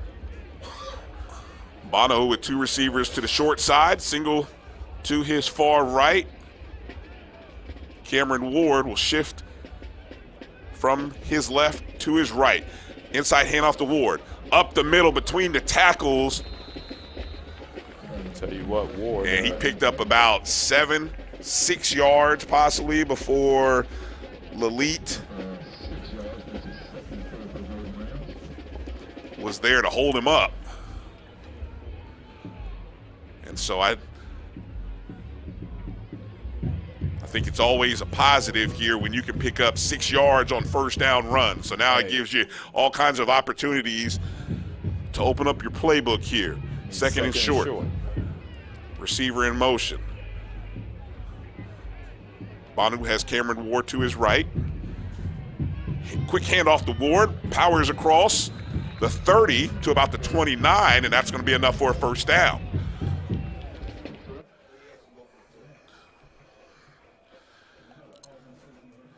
And a nice steady drive here by Albany State, trailing by 10. I tell you, Albany State is picking up pretty good yardage with Ward. Real impressed with the way and the speed at which he's hitting the hole. Trips, bunch to his right. Goes into the flat receiver screen to Shorter. The ball looks like, ooh, it might have been loose. Almost came loose, but Shorter holds on to it. It's going to be a gain of maybe 2. Looked like he was brought down by number 14, Brandon Lane. You know, these teams are undefeated in the SIAC. Benedict's undefeated on the season in an area they've never been before. Undefeated this long in the season.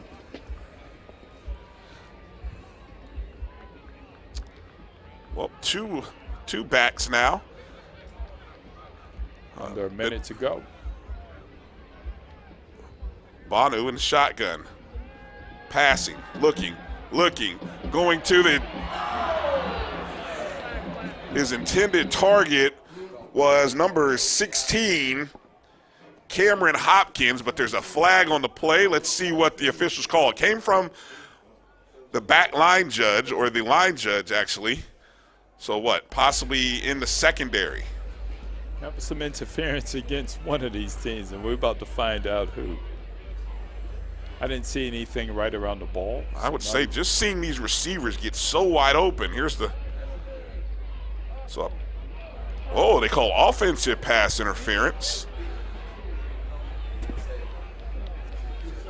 Pass interference. Looked like it might have been a interference there on 17, shorter. And that's going to bring him all the way back to the 43. Wow. So second and seems like forever. Tell you what, Bono missed on another wide open receiver again. Yeah. I mean, the interference backed it up, but wow.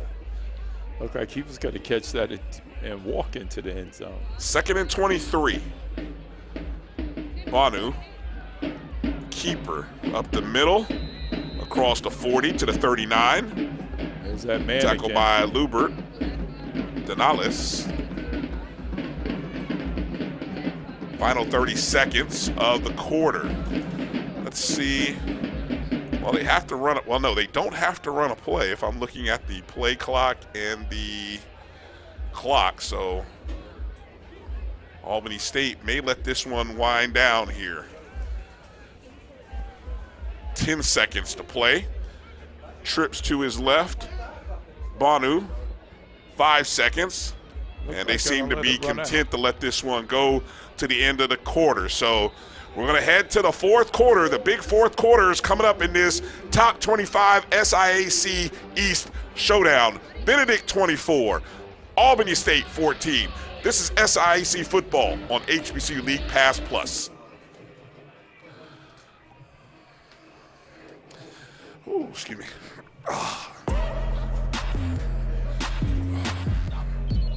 Huh?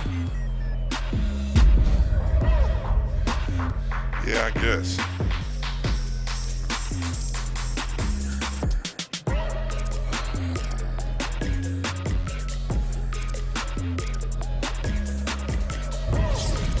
Drive summary.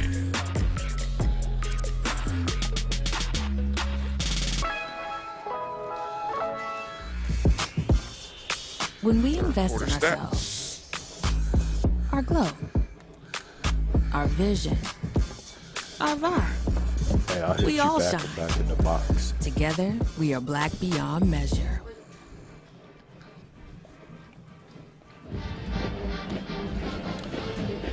(24-14) is our score. Benedict looking to play homecoming spoilers again against a top rival in the East Division. Having already done it to Fort Valley State, Albany State trying to avoid letting it happen to them. Tell you what, Brian, there's a lot of football left, and appears Albany want to do something about that. Not being spoiled for their homecoming. I think they heard from their fellow in-state school what happened to Fort Valley State. Well, here we go. Big fourth quarter. It's third and long. Ball is on the 39.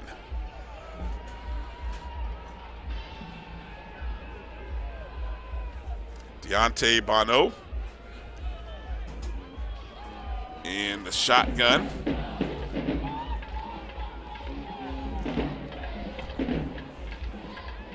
Marcus Folks is the back. To his right. And I guess we're waiting on the officials after having a little conversation with Coach Giardina there. And it looks like we're ready to go here. So here we go. Buckle up. Big fourth quarter coming. 3rd and 20. This is the winning quarter, Brian. For somebody, yes, it will. Receiver in motion, that strips to the left. Banu dropping back to pass. Pressure up the middle. Avoids it. No, he does not. Brought down, the sack by number 44. That's Jaden Broughton from Moncks Corner, South Carolina. Broughton was able to hold on and bring Banu down right at midfield, right? About the 49, actually. Yeah, it looked like Banu was about to get away from exactly. him. It did look like he was about to get away, but he managed to keep a paw on him, and so that was a big sack. Got Kendall Norman back deep again.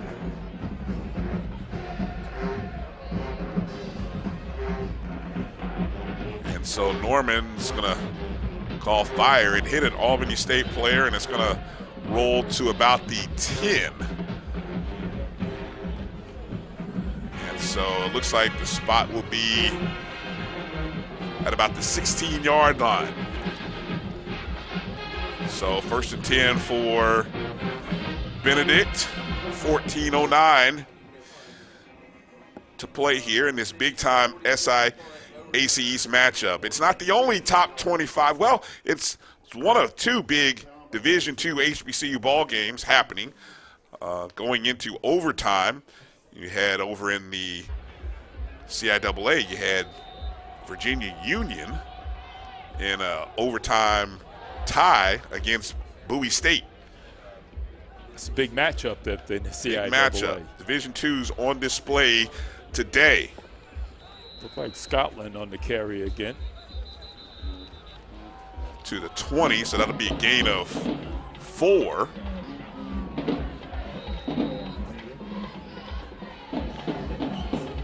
We've played a minute in the 4th quarter, Brian.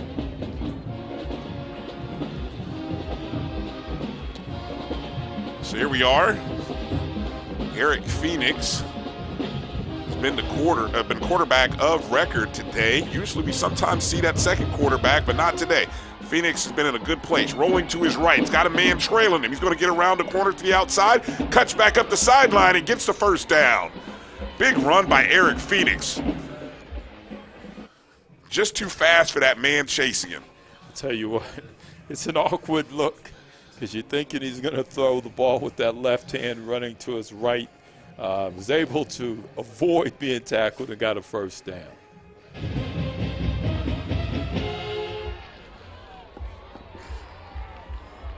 So it's a first and 10. Ball spotted at the 27-yard line.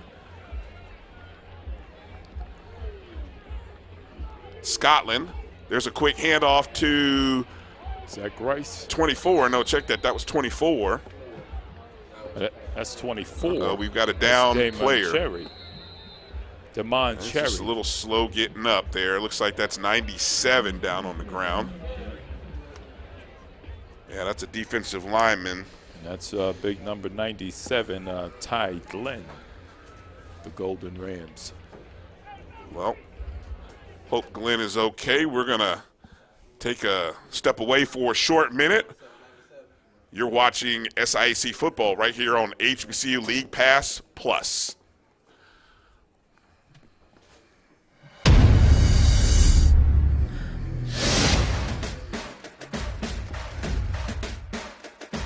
HBCU League Pass.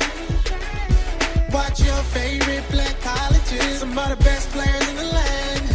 HBCU League Pass. It's game time. I'm proud and I love my HBCU. HBCU League Pass. Watch your favorite black colleges. Some of the best players in the land. HBCU. It's game time, I'm proud and I love my HBCU.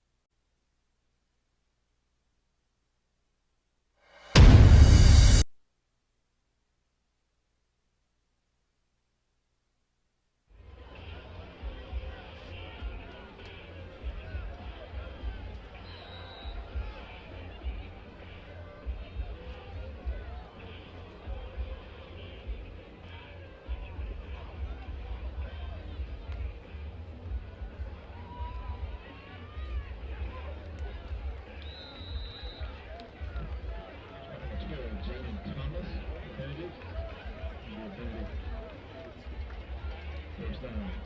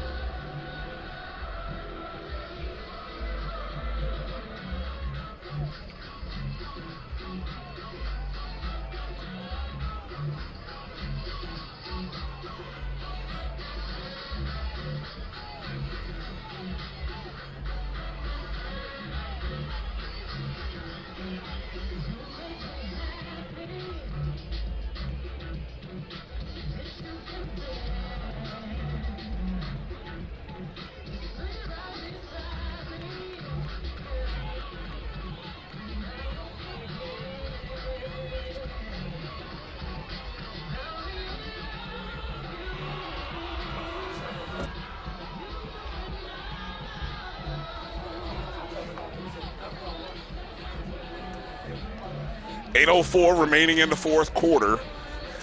And as we look at this current drive, which started on their own 16-yard line, it's 11 plays, 42 yards thus far. There's a different center in now, Brian. Phoenix dropping back. Finds his receiver. Oh, and a beautiful hit. Big time hit there by number 8, Malachi Brown. Pass was intended for Christopher Williams and hit him in his hands. He didn't get a chance to pull that in before that big hit came in. Yeah. So I don't know that we don't see those kind of hits too often in football without some kind of flag. So needless to say, ends up being an incomplete pass. So the drive comes to an end. Eubanks punting again. Let's see if he's going to do traditional or rugby style. Well, the officials are calling the timeout here. I don't know. They're trying to sort through. Oh, the officials are not allowing anybody to go to the sideline to catch a timeout. Back deep, we have number 17. That's shorter. 7 minutes, 49 seconds left in the ball game. So Shorter is standing back on the 10. I'm not sure the officials are calling another timeout here. I want to. If I had $1, I'd bet it may be on the band or the clock. Let's see which one. We can't hear anything. It's a clock-related issue. Showing 7:45 on the clock. So we got 7:45 on the clock. There's a lot of football left to play in this game. Eubanks, the punter, SIAC Player of the Week last week for special teams. Let's see if he's going to do traditional or rugby with this one. 7:49, added 4 seconds to the clock. 7:49 is what we have. And he shanked that. That's the second shank. Bit of a scrum there on special teams, but not the greatest of punts there by Eubanks. He hasn't had the greatest of days, Anthony. But I mean, it happens sometimes to punters. I'll tell you what, this is a huge drop for Eubanks compared to last week. Last week, he did nothing but set his team up for success with his special teams play punting. Not so much today. Like I said, a lot of football left, 7 minutes, 43 seconds left in the game. 1st and 10 for the Golden Rams. Deontay Bono is the quarterback. Marcus Fulks, the single back to his right. Bonu, it's his target, trying to shake loose. Is number 13, Ralph Lovett. Looked like number 13 over there, Danellis, was holding down for the tackle. For his dear life, waiting on anybody to come over and help him out there. 2nd down, possibly 3, maybe 4. Folks.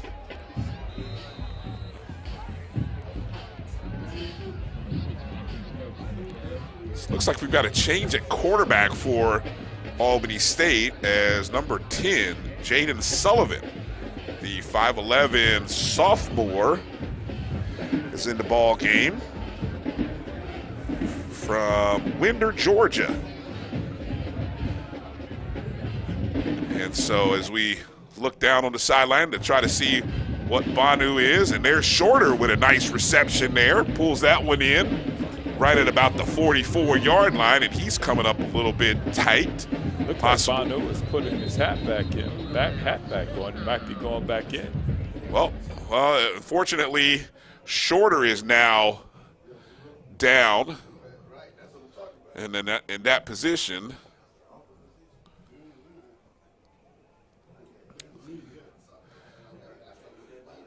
So as we look to see, he said he's got his hat on, and so we've got a lot going on there. Let's see that attention that they're giving there to Shorter. Looks like more than possibly a cramp. As he's receiving some extensive attention. So 6:32, Anthony, and this may be, I feel like I've said this a couple other times in this, but with 6:32, possessions are getting slim. This may be that most important drive of the half for Albany State. I tell you, it's a very important drive for Benedict as well. It's 1st and 10. The backup quarterback's in. We don't know a whole lot about him, or that's Sullivan. Not sure why Bono's out. Very interesting here. Oh, Sullivan, there's the pitch to Fultz. And he gets across midfield down at the 49-yard line. Got away from Denales. So it'll bring up a 3rd down, or check that, it'll be 2nd down and 3. Trips to the right. Trips to the right of Sullivan. Single to his left. It's still Fultz. He's dropping back to pass. Sullivan. And finds his target across the 40 to the 39, going backwards the other way, but being held on. And that reception is made by number 80 on the play. That's Jamil Williams. I'll tell you what, Sullivan, to just be getting in the game under this kind of pressure, is playing a very good game. Wise decisions, check down, and he's completing the passes.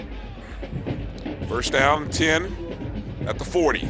Sullivan goes left and to about the 35-yard line. Got to hold on to that ball. That pass reception was completed to number 13. That's Lovelet on that tackle. Holding on was Kilpatrick. 2nd down and 5. Probably 2nd and 4, actually. We're now under 5 minutes left in the ball game.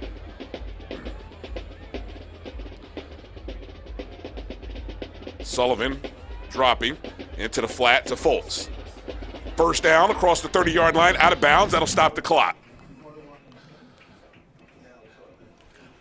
I'm very impressed with this number 10, Sullivan, to come off the bench this time of the ball game with that kind of score.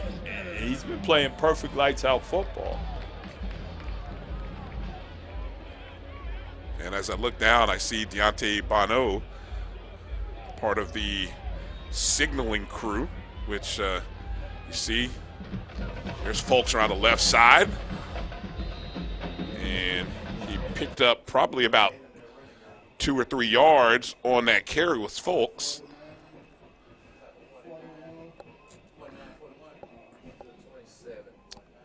To the 27-yard line, so it'll be 3rd down and 7. This clock is ticking. It's now under 4 minutes. Sullivan dropping back the pass, looking, going deep towards the end zone. I think he was out of bounds, though. He was out of bounds. Wow. The intended target, number 0, Rashad Jordan. And so with 3:43 to play, this will probably be 2nd down and 8. Check that. No, check that. 3rd down and 8. Looking all over the place. Got a couple of different things going on. So 3rd down and 8.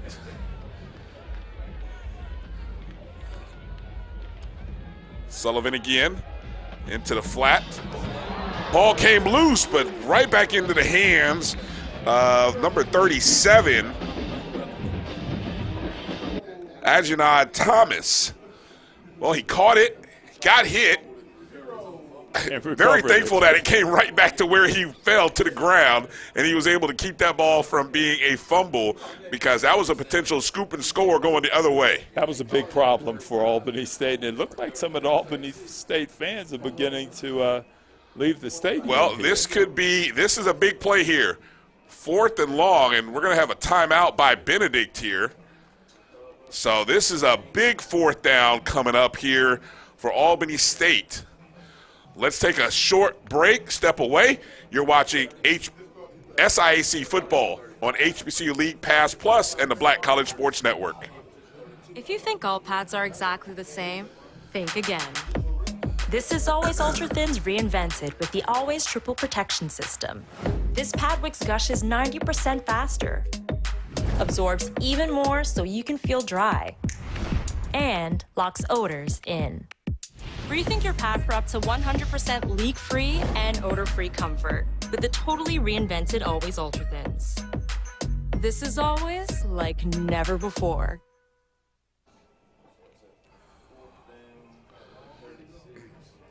Tell you what, Brian, I think Benedict just took their last time out. Well, I can think of no better time to take it because this is the opportunity that Benedict has a chance to take that commanding lead we talked about in the SIC with one defensive stop. Certainly. Albany State needed to rally here. They got trips to Sullivan's left. Certainly uncharted land for Benedict, waters for Benedict. They've never been this far into the SIAC with an unblemished record. Jaden Sullivan, who's in the ball game now, dropping back, looking, going up top, deep into the coverage. Oh, and you know what? Joe Shorter kind of, I'm not saying he gave up on that ball. Might have got lost in the air, but it was a floater amongst 2 or 3 different white jerseys, unable to come up with that pass. And I'll tell you what, and that might have been that play you talked about, fans leaving, and I'll tell you what, Brian, Albany State. One of the best things that could have happened for Benedict was that ball hit the ground. You should not want to intercept it at that part of the field when you have it placed where it's at now. You're going to get the ball back. Right. And we see, unfortunately, a host of Albany State folks possibly heading back out to the tailgate. It's time to eat. Time to tailgate. Well, still 3 minutes remaining. I've seen crazier things happen in ball games. So, Brian, there's a lot of football left in this game. Inside handoff to Scotland. Player's helmet came off, but Scotland got across the 40 to the 41. That's another great run on first down for Benedict. 5 yards. And when we go to look at those, got a timeout on the field. Assuming that's a timeout called by Albany State. Scotland, Zaire Scotland, 21 carries, 107 yards, net 104. That's an average of 5 so far in the contest. Scotland has been running hard, quick, and fast all day. And if you talk to Coach Berry now, he want to get through this game, be what he called 1-0 again. He doesn't worry about the previous weeks. You want to win each week, and his team will tell you we're 1-0 every time they come away with a victory. Well, the Benedict Tigers have answered the call today.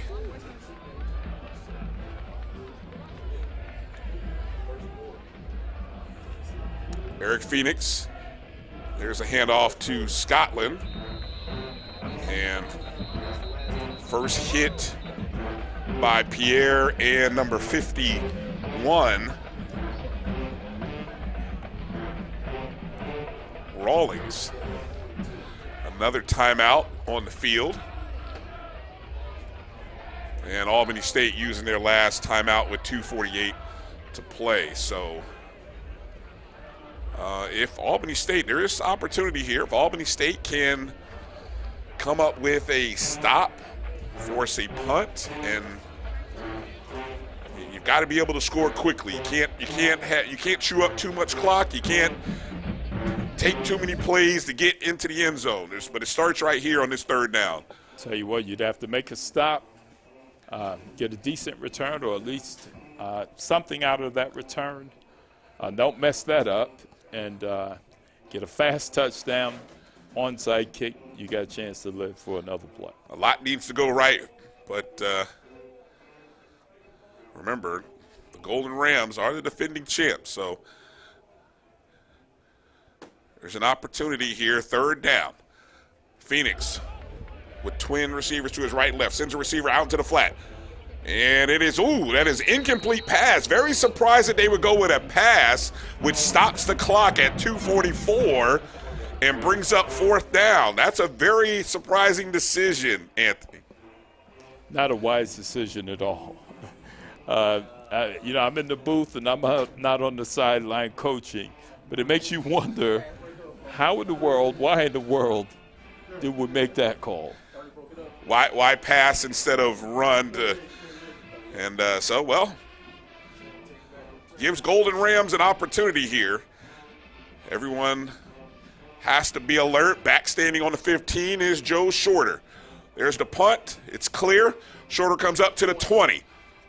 Fakes one man, makes another man miss. 30, 35, 40 to the 43. Nice run back of about 23 yards there. With that punt by Eubanks, went the distance. Not a lot of air under that ball. Good point. At all. Good point. And then an athlete like Shorter, that's just a great opportunity. He's not going to let get away from it. No, he did a good job. Shorter did a good job of making the first two guys miss. And, what they like to sometimes say, you make the first two guys miss, anything's possible from that point. Now we're going to see where the real resiliency is at. It's going to lie on the Benedict side or the Albany State side. Well, tough pressure here for Jaden Sullivan. Ball spotted at the 41, 2:32. Albany State needs to score quickly, trailing by 10. Sullivan dropping back to pass, looking, going, and that ball came up short. One hopped it, intended for number 0, Jordan. One thing about this time of the game, every time those passes are quarter, especially incomplete, it stops the clock. Don't need a timeout. And you lost it down, but didn't lose any yardage. If he could have put just a little more on that, might have been able to find that little soft area just over the defensive back's head, and his man could have possibly headed to the sideline. This is also when Benedict's defense get tough as well. Sullivan dropping. There we go. The middle pressure. There's a caught over midfield. Shakes a man and on the move up the sideline to the other side to the 30-yard line. Is that number 80? I believe that was number 80, Jamil Williams. Big-time pickup by Williams. Great pass under pressure by Sullivan. Oh, he was under pressure. Yes, he indeed. was under pressure, and he got that pass off.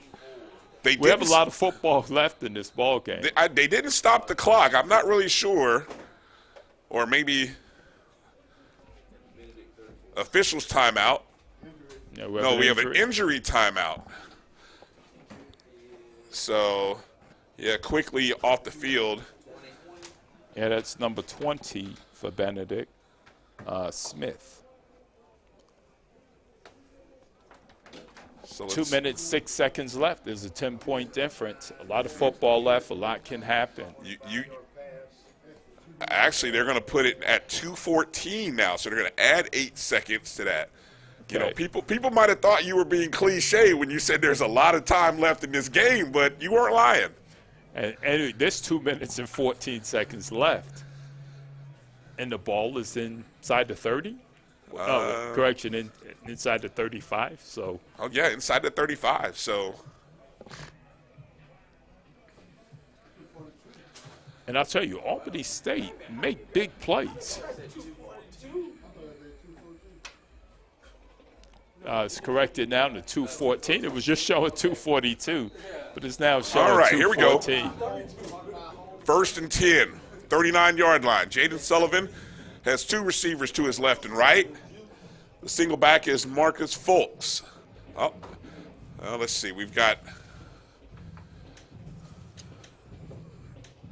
the line judge called for a halt there for a second to talk to the white hat.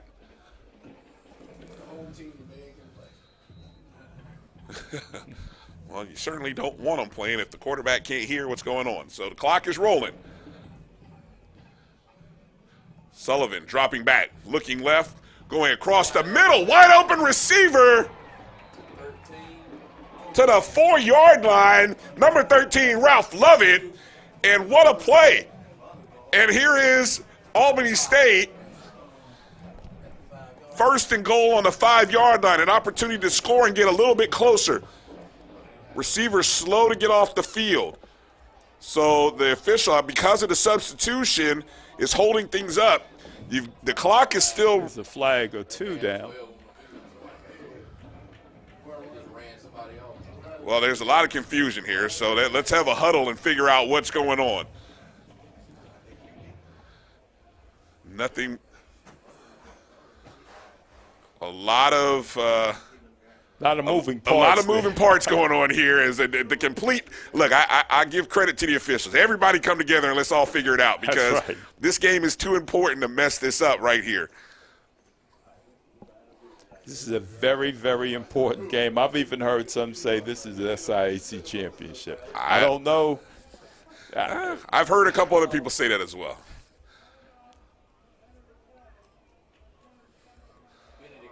Okay, timeout by Benedict. That is their last one. I thought they had already used their last one, but hey, it is their last timeout. So Benedict's now out of timeouts, as well as ASU. So we got to play it out here. So ball on the 5. You need to be able to throw something into the end zone, I'm sure, or scramble and get towards the goal line.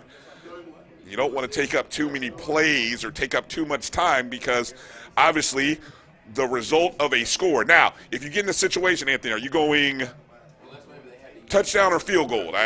Because it's 10 points, 2 possessions. I'm going touchdown. You want to get the touchdown first, priority. I want to get to touchdown. All right. Sullivan. Take note, Cameron Ward is now the back. He's done a good job of hitting the hole very hard. So this might be an inside handoff. Let's see. Sullivan in shotgun. Ward to his right. No. Sullivan dropping back. Going to the corner. Fade to the back pylon. No. Intended for number 17, Shorter again. He's going to the right receiver. Shorter's been doing everything great and right today. So we're going to see. But I'll tell you what, man, this quarterback to come off the bench back against the wall the way he's played today. So let's see. Cameron Ward to his left.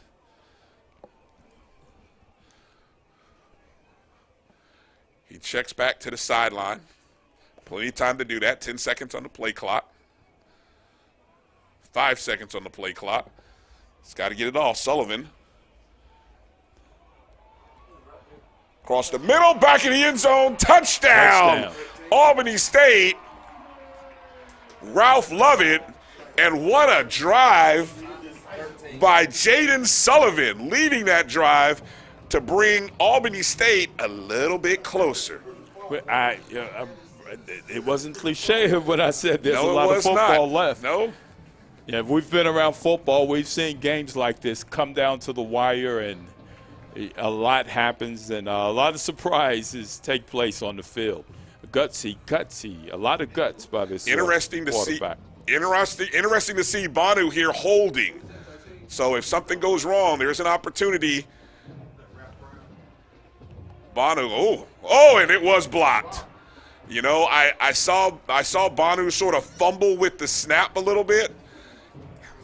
And that was big. That was big. I think the normal holder wasn't ready to go out, but I think that may have been intentional for Banu to go out holding. But that's a big miss, or a big block, rather, for Benedict.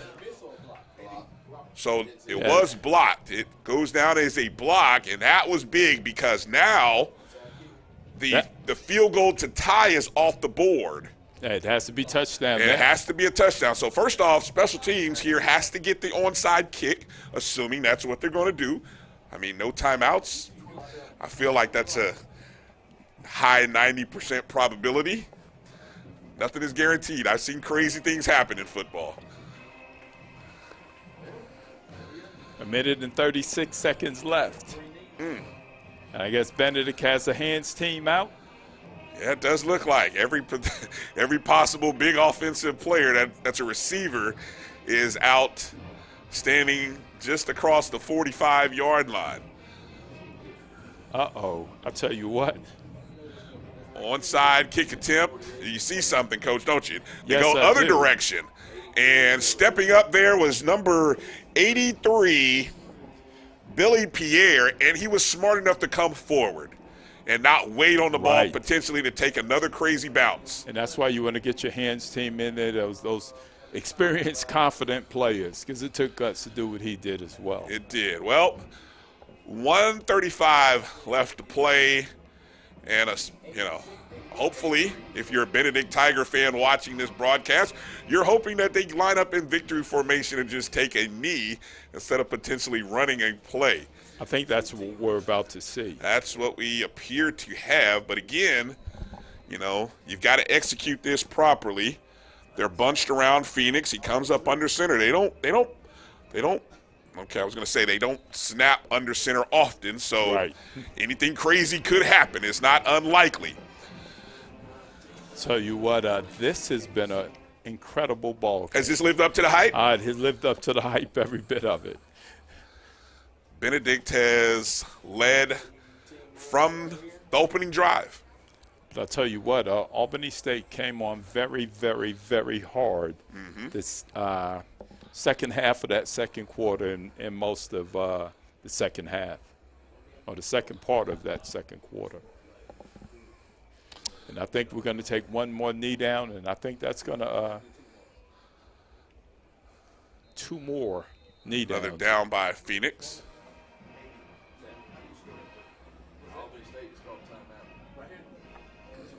They had timeouts left. Apparently, we have a timeout on the field. We have a timeout on the field. I wasn't sure Albany State still had timeouts, but apparently they do. We're going to step away for a short minute. You're watching SIAC football right here on HBCU League Pass Plus and the Black College Sports Network.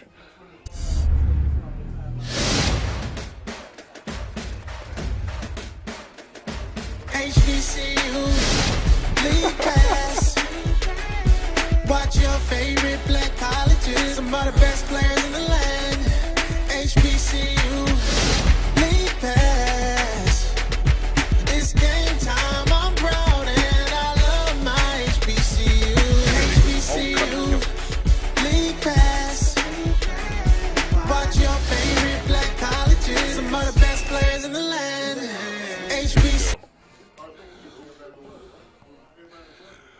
Well, third down. So we have 50 seconds remaining.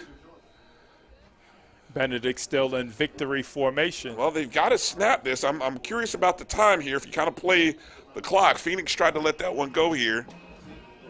40 seconds. Let's see what happens with the clock. So it's fourth down. There's about a 4-second difference between the play clock and the clock on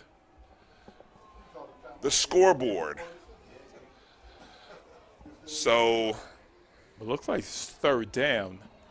Well, essentially what could happen is you could have a snap by Benedict and a runaround for 4 to 5 seconds. I'm just looking at the timing here. It's 4 to 5 second difference. You don't want to take a knee too quickly. Phoenix comes up under center. 2 seconds, 1 second. He takes it. Oh, he took the knee early.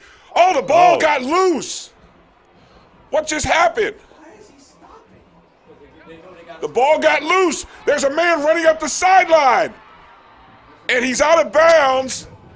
And that's the ball game. Unbelievable. Unbelievable. We almost had the and there's no flags down. Yeah, thankfully there was no ban on the field. So, but that's going to be how the game ends.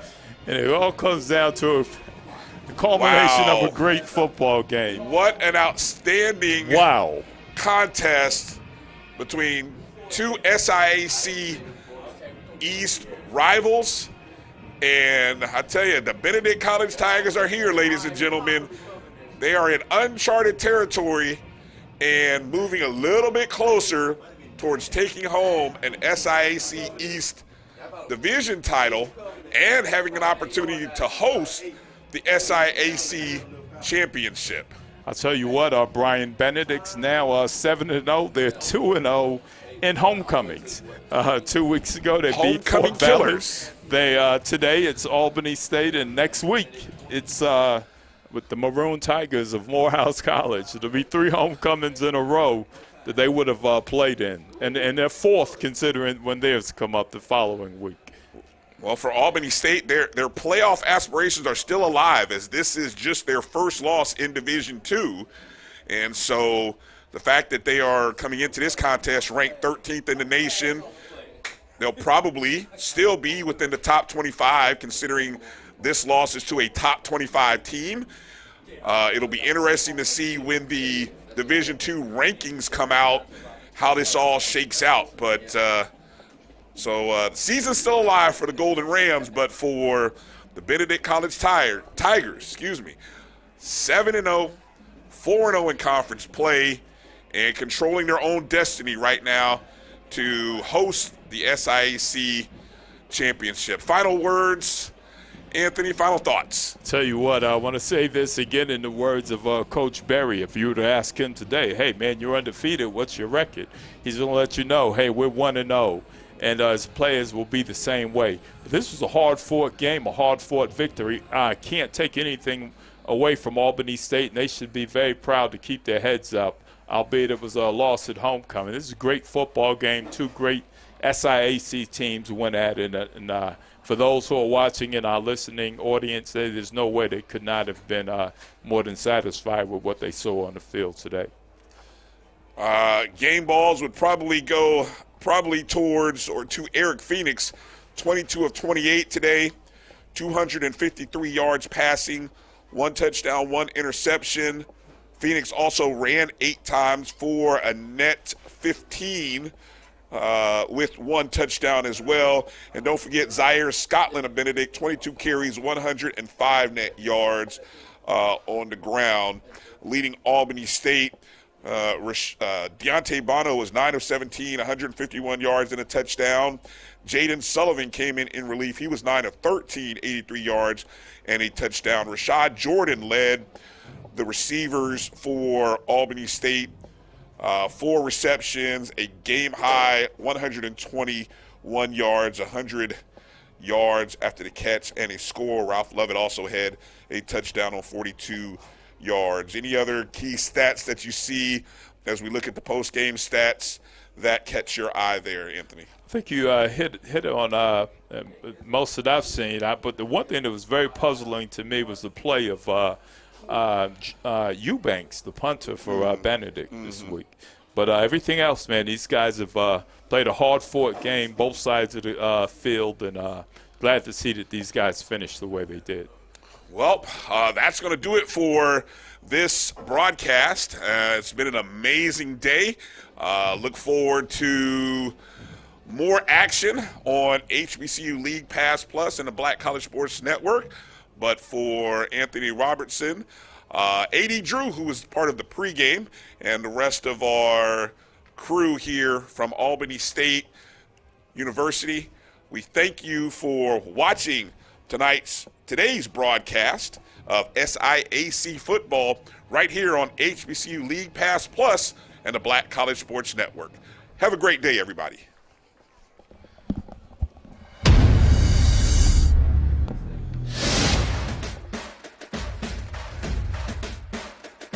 HBCU League Pass. Watch your favorite black colleges. Some of the best players in the land. HBCU